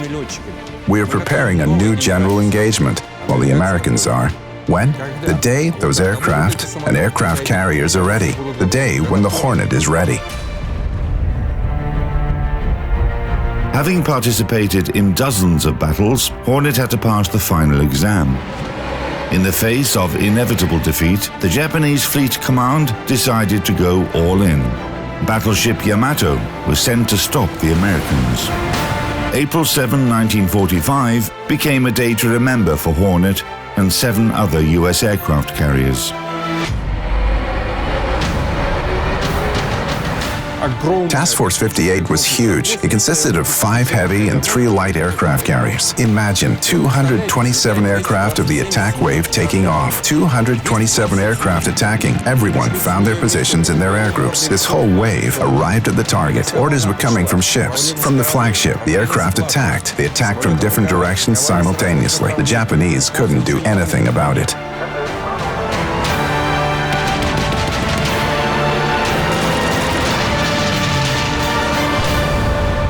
Battleship Yamato was defenseless against such a well-organized air attack.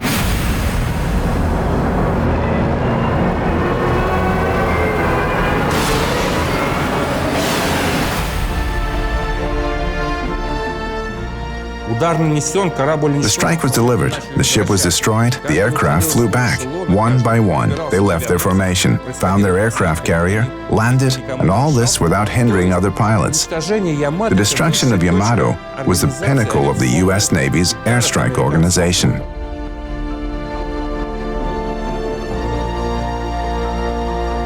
This operation put an end to the Japanese Imperial Fleet. Several months later, the empire itself fell as well.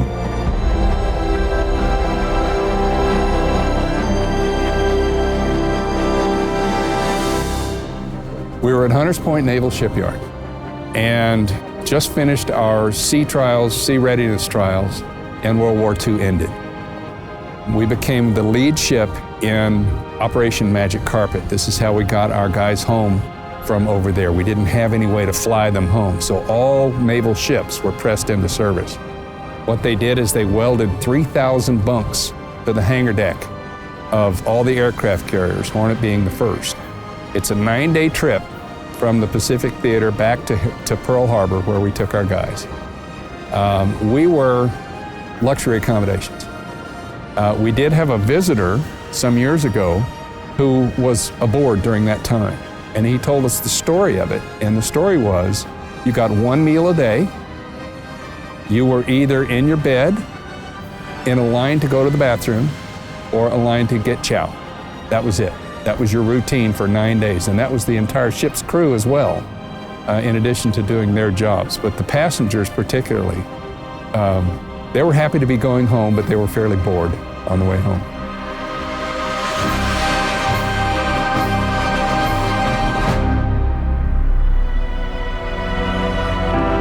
Hornet's biography is the history of the Pacific War.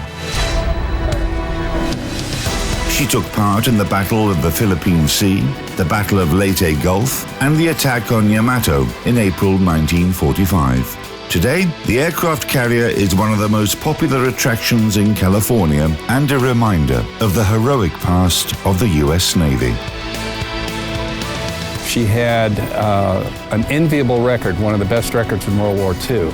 She fought in 59 battles and was never hit by a bomb, never hit by a torpedo, never hit by a kamikaze. During all that time, she was considered one of the luckiest ships in the Navy.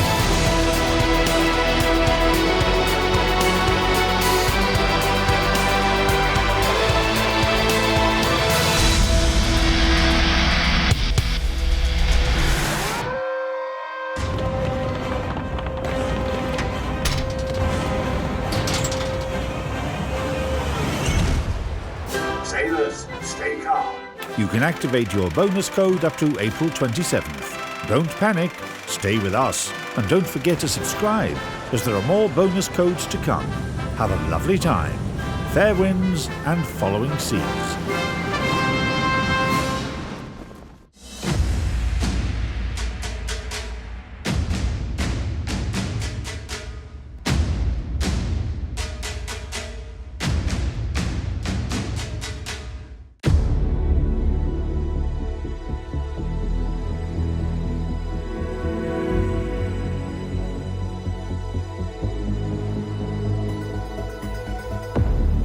Severomorsk. At the beginning of the 20th century, it was home to about 13 families of huntsmen and fishermen.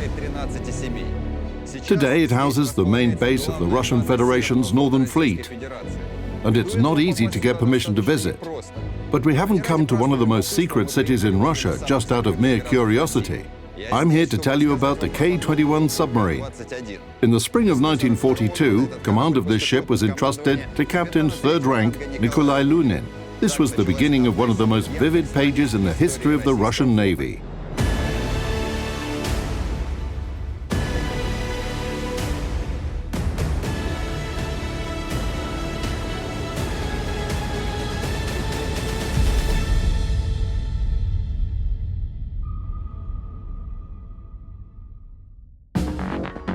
The Soviet K-class submarines, nicknamed Katyusha by sailors, were created thanks to efforts of Mikhail Rudnitsky, the chief of the submarine department at the Institute of Naval Shipbuilding. At the beginning of 1935, he presented his own project of a cruiser and fleet submarine to the USSR Naval Command. The specifications of this submarine were so promising that even before the final technical project had been approved, the decision was made to construct a large series of ships of this class. The author of the project, which was sometimes nicknamed Rudnitsky's Cruiser in his honor, managed to create a ship with very extensive and varied combat capabilities that were a perfect match for the Soviet naval doctrine of that time. It was supposed that, in order to perform the tasks of a fleet submarine, she would stay within a specified area and patrol it. If an enemy appeared, she would let the main Allied forces know about it. Then, using her advantageous situation, she would be able to deploy mines in the path of the advancing enemy fleet. After the hostiles suffered some losses in this minefield, the sub would carry out a torpedo attack. After this, she would disengage and wait for the enemy to sail away from the quadrant. Thanks to her higher speed, she would then move to another position and re-engage the hostiles there. That's the action algorithm of a fleet submarine.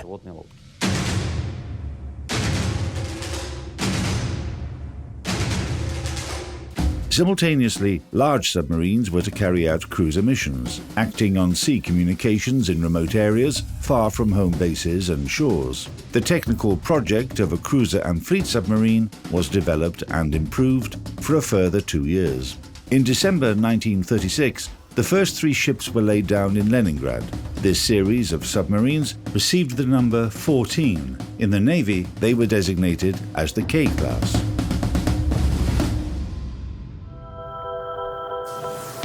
Specifications of K-class submarines. Length 97.6 meters. Beam almost 7.5 meters. Mean draft 4 meters. Submerged displacement 2,104 tons. The boat has a double hull. Maximum diameter of the pressure hull 5.3 meters. Thickness of the pressure hull 18 to 22 millimeters.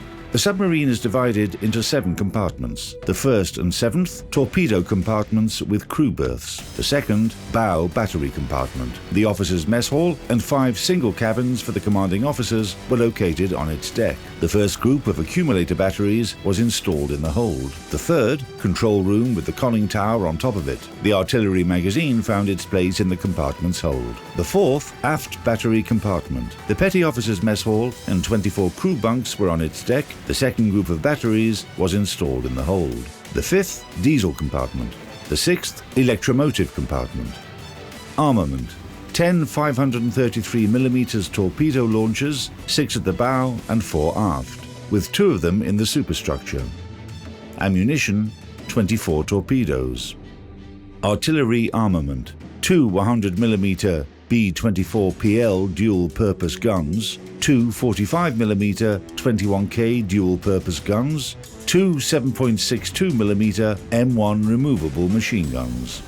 The boat carried 20 EP ground anchor mines, developed for fleet submarines, which could be deployed with a mining device located underneath the control room.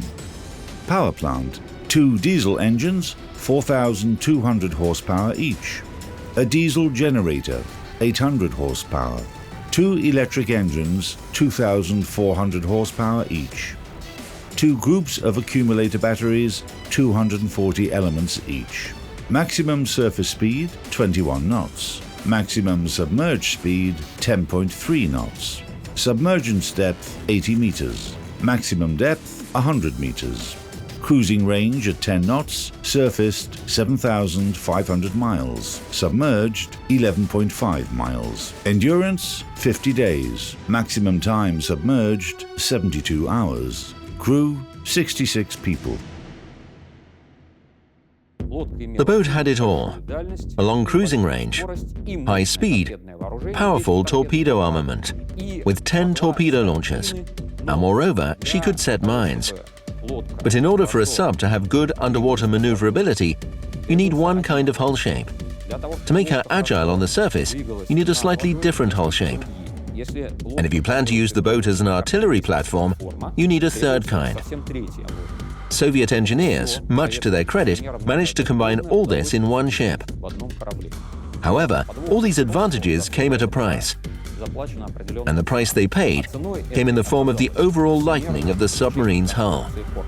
Moreover, when the engineering blueprints were being prepared, errors in the calculations for the metacentric height and boat's load were discovered, which caused stability issues. To fix them, engineers had to remove the gun shields, make the plating of superstructure and conning tower railing out of aluminium, and reduce the thickness of the outer hull to 6 millimeters. The reduction of the outer hull thickness had very negative consequences. Any explosions of depth charges nearby would cause welded seams to crack, watertight fuel tanks would be compromised, and leaking fuel would expose the submarine's position. Even rough seas could be enough to severely damage the hull. For example, after K1 was hit by a Force 10 storm, her superstructure shifted to such a degree that it jammed the capstan and bow rudders.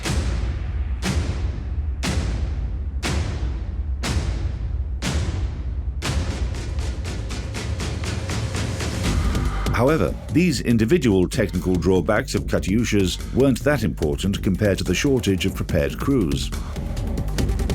By the end of the 1930s, the USSR hadn't managed to organize the fully fledged training of submarine officers directly in naval schools. The Navy, meanwhile, had only 2 training squads for underwater operations, which prepared commanders and specialists for submarines.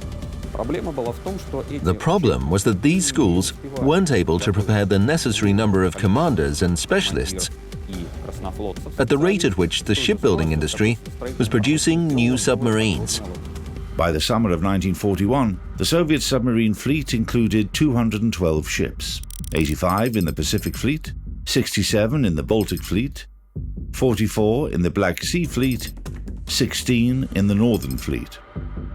118 of them were either under repair or at different stages of construction. The remaining 94 were complemented with crews that underwent practical training directly on them. The most important thing, a crew required time to master all the machinery. To this end, a training program was developed. The training program for submarines, adopted in 1938, consisted of 21 tasks. Here are some of them. Task 2, controlling a submarine when submerging, carrying out submerged maneuvers and surfacing. Task 13, attacking a ship sailing along an alternating course with torpedoes from a long initial range. Task 21, joint maneuvers of a group of submarines when evading the enemy. Ships whose crews had complemented all the tasks were considered fully combat ready. The highest certification of a submarine was to successfully complete a submerged attack against a high-speed formation of warships with anti-submarine escorts, moving along a zigzag path. The Soviet submarine fleet had very few certified subs. So the reality was that despite having a large number of boats at our disposal, only half of them, at best, were combat ready. Only 2 submarines were fully prepared for combat in the Baltic Sea, 19 in the Black Sea, and none in the Northern Fleet.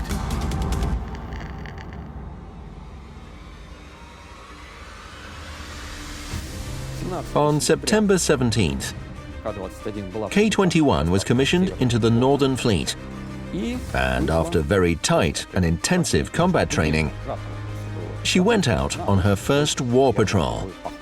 During the autumn of 1941, Katyushas had to adapt to sailing conditions in the northern Arctic waters first of all. The Barents Sea tested the endurance of the ship and her crew on every cruise. It turned out that surface speed was very much dependent on the sea conditions. At Force 5 roughness, which is quite characteristic for Arctic latitudes, speed dropped twofold, while during a storm, the submarine could list up to 50 to 55 degrees. To help submarines stay on course and maintain their position, a system of automatic movement stabilization was installed. It was able to adjust both course and depth, and was also called the autopilot. However, the electric motors of this system were too noisy, and sailors would often disable it during missions and switch to manual control.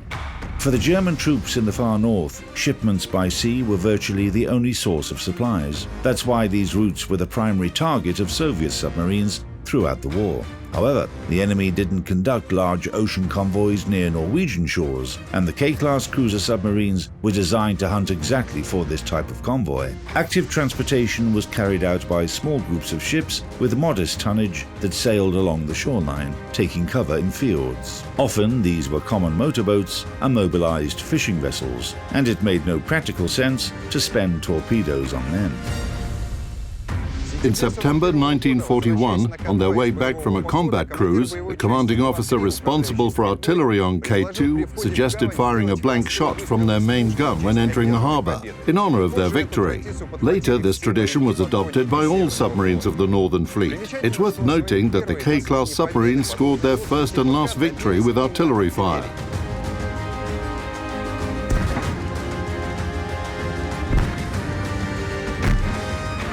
In terms of artillery armament, Katyushas surpassed all Soviet submarines of that time. Their 100mm dual-purpose guns were even sometimes used for anti-aircraft defense at home bases.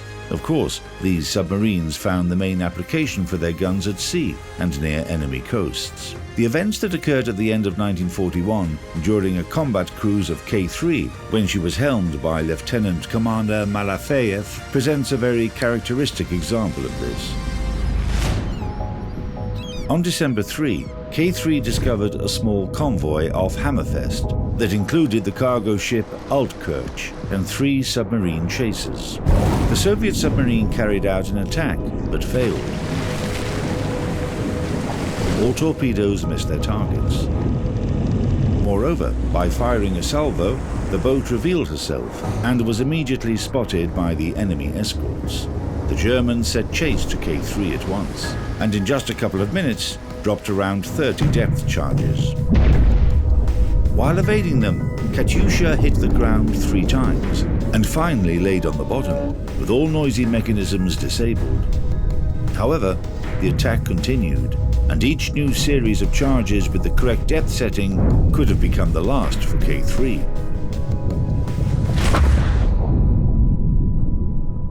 Water started gradually leaking into the pressure hull, but enabling the drainage pumps would cause too much noise. In this critical situation, the captain had one extreme measure left: to surface and engage in an artillery battle.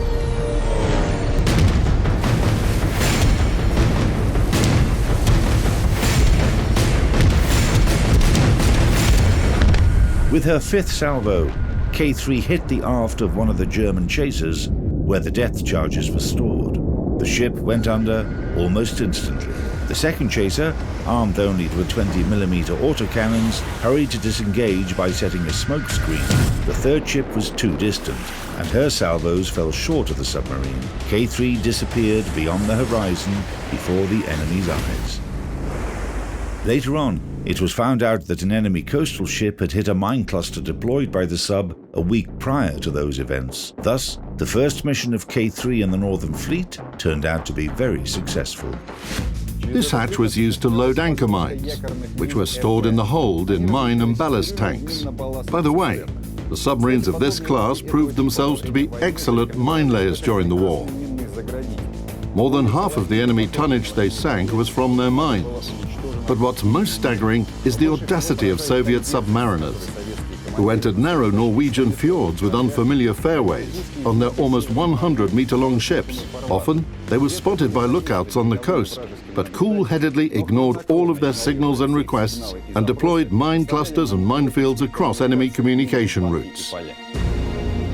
Submarine K1, commanded by Captain 2nd Rank Mikhail Avgustinovich, holds the absolute record of the Northern Fleet for the number of enemy ships destroyed by mines. During the course of her service, this boat deployed 146 mines that destroyed 5 transports and 2 guard ships. What's interesting is that the number of confirmed victories of Avgustinovich surpassed the number of claimed victories, a very rare exception in the Soviet underwater fleet. Post-war studies showed that the effectiveness of submarines was often overstated. It wasn't caused by their commanders' ambitions, but rather the lack or absence of resources and means to verify the results of an attack. When newspapers or radio informed people of the victories of the Soviet submariners, they didn't require verification anymore. In 1942, when the Red Army suffered a number of crushing defeats on other fronts, the Soviet people badly needed to know that somewhere at least, the enemy was getting successfully hit. Герой Советского Союза Лунин обычно не ждет врага, а сам ищет его. Лодка пробралась к вражеским берегам во внутренние воды врага. Торпеды атаки! Аппараты тут!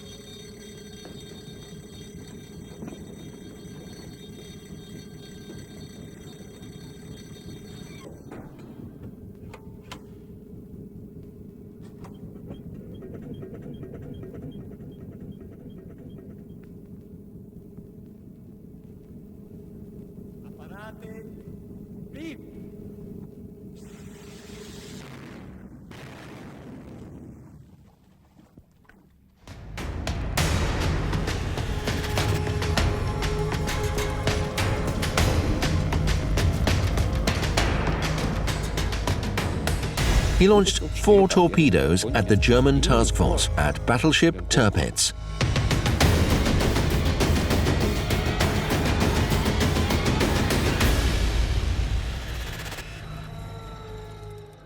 Точны советские торпеды. На рубке каждой лодки число потопленных ею фашистских кораблей.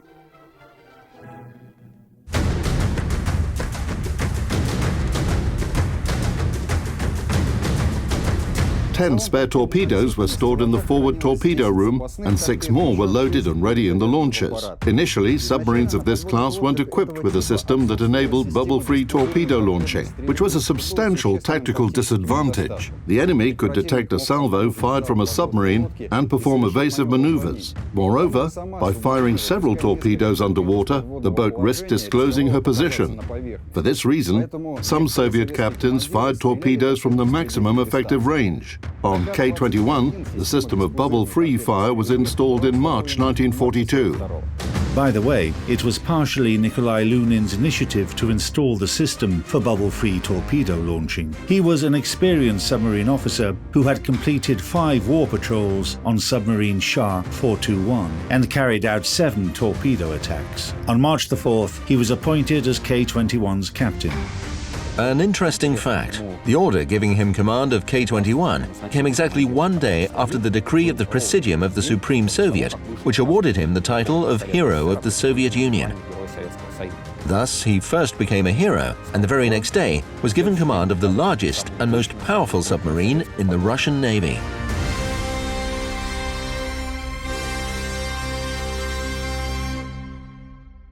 Everything started with submarine cruisers. I mean, a plethora of new things were introduced on ships after World War II, and the first ships to accommodate such novelties were cruiser submarines. Hygiene was improved and more bunks were installed.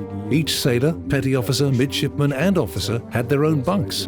Water distillers were installed for the first time, 2 distillers, each of which was able to provide around 40 litres of distilled water per hour. The most interesting part, stall showers were installed.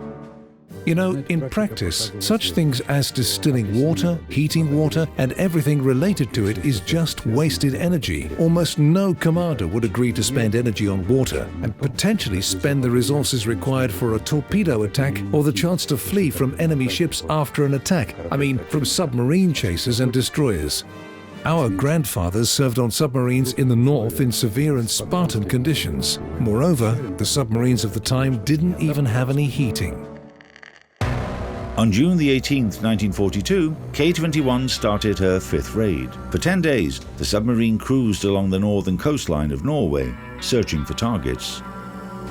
During the night of June 28, Lunin received an order to move to another location, close to Cape Nordkin, to cover convoy PQ-17. Several days later, the Allies learned that a task force of surface ships, headed by Tirpitz, had set sail. The largest German ship was a highly valuable piece on the board, and by losing this piece, the Kriegsmarine would lose their advantage in the north. Both opposing parties knew that, which was why the German command valued concealment and secrecy most of all while planning their operations. The Allies, in their turn, took all possible measures to detect Tirpitz. In the evening of July 4, convoy PQ-17 received the fatal order to spread out. The German squadron wasn't aware of this and continued along their previous course. By the second half of the next day, the squadron had neared Cape Nordkin. The characteristics of the listening sonar installed on K-21 weren't that impressive, but Lunin was lucky enough to have a good sonar operator. At 16:22 on July the 5th, 1942, he reported to the officer of the watch that he had heard some indistinct noise.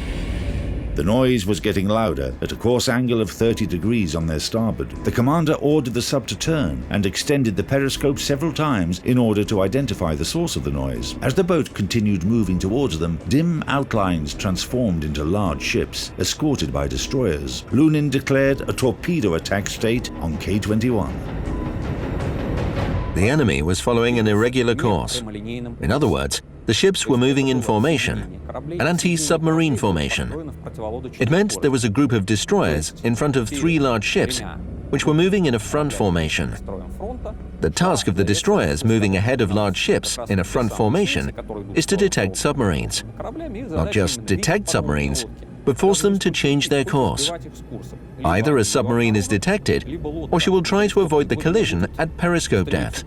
Therefore, when a submarine submerges and then surfaces, she will have only one chance to attack, because the ships are moving at high speed. Initially, Lunin planned to attack using the bow torpedo launchers, but at 17:50 he raised the periscope and saw that the squadron had changed the course. This made a torpedo attack from the bow launchers impossible. The commander made a decision to launch the aft torpedoes. A lack of experience in attacking fast-moving targets with strong escorts, imperfect tracking devices, errors in analyzing target motion, and the risk of being revealed with an additional extension of the periscope, all these and other factors made it harder to prepare a torpedo attack. Nevertheless, Lunin made a second attempt, a risky one, to launch torpedoes at a receding target from an obtuse angle. According to his calculations, the distance was maximum but acceptable. At a particular moment, K-21 was surrounded by the escort ships and could have been detected. Lunin gathered all the data for a launch, extended the periscope, and waited for the target to enter the computed zone. The parameters he had indicated that the attack would be successful. He launched 4 torpedoes at the German task force at battleship Tirpitz. Immediately after the torpedo salvo, K-21 submerged to 30 meters and left the attack area at full speed. Approximately an hour later, a radiogram was received at the Coastal Command HQ of the Northern Fleet. At 1800, latitude 71 degrees 25 north, longitude 23 degrees 40 east, attacked enemy ships comprising battleships Tirpitz and Scheer, and 8 destroyers, attacked battleship Tirpitz, heard 2 blasts, commander of K-21. Meanwhile, in the north, far away from K-21, German aviation and submarines were pillaging convoy PQ-17. Soviet destroyers left the northern fleet bases and aircraft took off from the coastal aerodromes to search for the enemy. The radiogram from Lunin was still being decoded on the coast, which is why nobody knew the exact location of the German task force. Nevertheless, everyone understood that they had to be detected at any cost.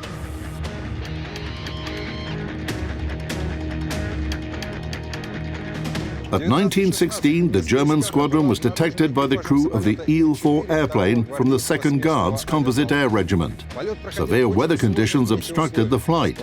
Low clouds and fog made it almost impossible to detect the enemy ships. But the persistence of Soviet pilots in fulfilling their mission was rewarded. The pilot noticed a small gap between the clouds, plotted the course in that direction, and found himself right above the enemy forces. The scout immediately sent a message about detecting a German squadron comprising 11 ships and following a course of 65 degrees at a speed of 10 knots. The error in determining the squadron's speed played a crucial part in the coming events. The text of the decoded radiogram from K-21 and data from the reconnaissance aircraft led to the conclusion that the speed of the German squadron had been reduced because one of the ships had received serious damage. It proved that Lunin's attack had been successful. After our British allies received the message about detecting the German task force, they radioed it in such a way that guaranteed the Germans would intercept it. And they did intercept the message in 2 hours and decoded it. The message was decoded both by the task force and on the mainland. The German command saw the message as a reason to abort the operation.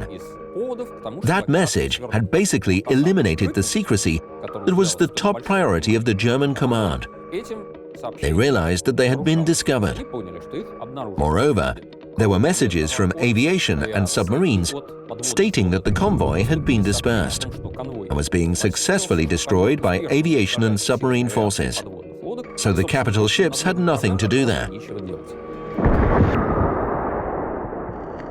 In the evening of July 8, the Soviet Information Bureau transmitted a message saying that the submarine under the command of Captain Second Rank Nikolai Lunin had scored 2 torpedo hits on German battleship Tirpitz. The news about the torpedo attack on the largest German ship was published not only in the main Soviet papers, but a corresponding note was also released in the foreign press. This was why, the following day, when K-21 arrived at the base, the whole world was already aware of the heroic deed of the submarine and her commander. By the fall of 1942, after the events of the 5th raid had been reviewed in detail, Nikolai Lunin and his submarine K-21 were decorated with the Order of the Red Banner. Over time, that attack had created a plethora of speculations and assumptions, and finally became a legend that still causes many arguments.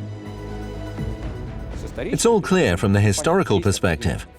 The specific facts, which are now available to everyone who's eager to study them, undeniably suggest that the attack took place, but that it was unsuccessful. However, the attack itself was a heroic deed in any case. Lunin did everything he could, and everything he had been taught. The first torpedo attack failed, but he still took a risk and attempted a second attack. That was the first and only attack by our submarines on large enemy surface ships. In November 1943, Nikolai Lunin became commander of the 1st Submarine Division of the Northern Fleet. 6 months later, he was sent to the Military Naval Academy. He graduated from the academy after the war ended. Submarine K-21 had 7 more war patrols, primarily for laying mines. At the time of her last raid, the conning tower of the submarine was decorated with the number 17, the number of her victories.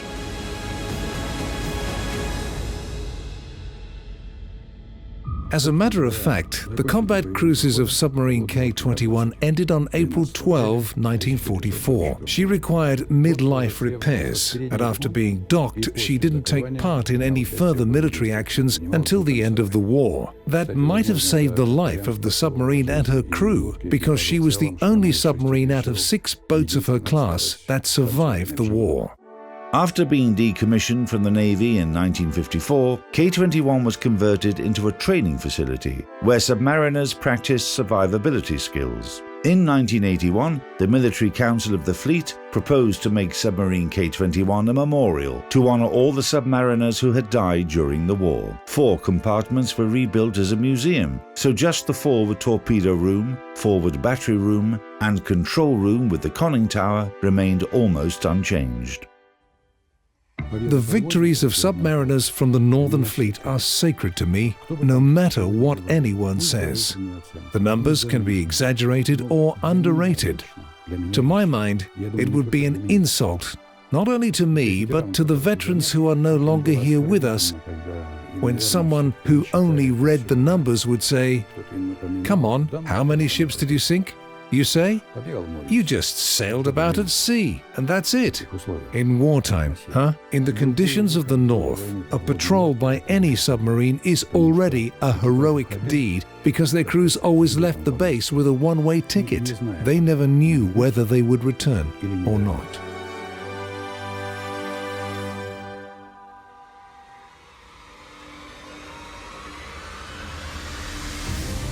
It's not hard to understand the idea of the memorial's creators. A famous warship, the only preserved K-class boat of the Northern Fleet, united with the coast that she once defended. It symbolizes the memories of the heroic deeds of Soviet submariners that are preserved by today's sailors and the connection which unites them.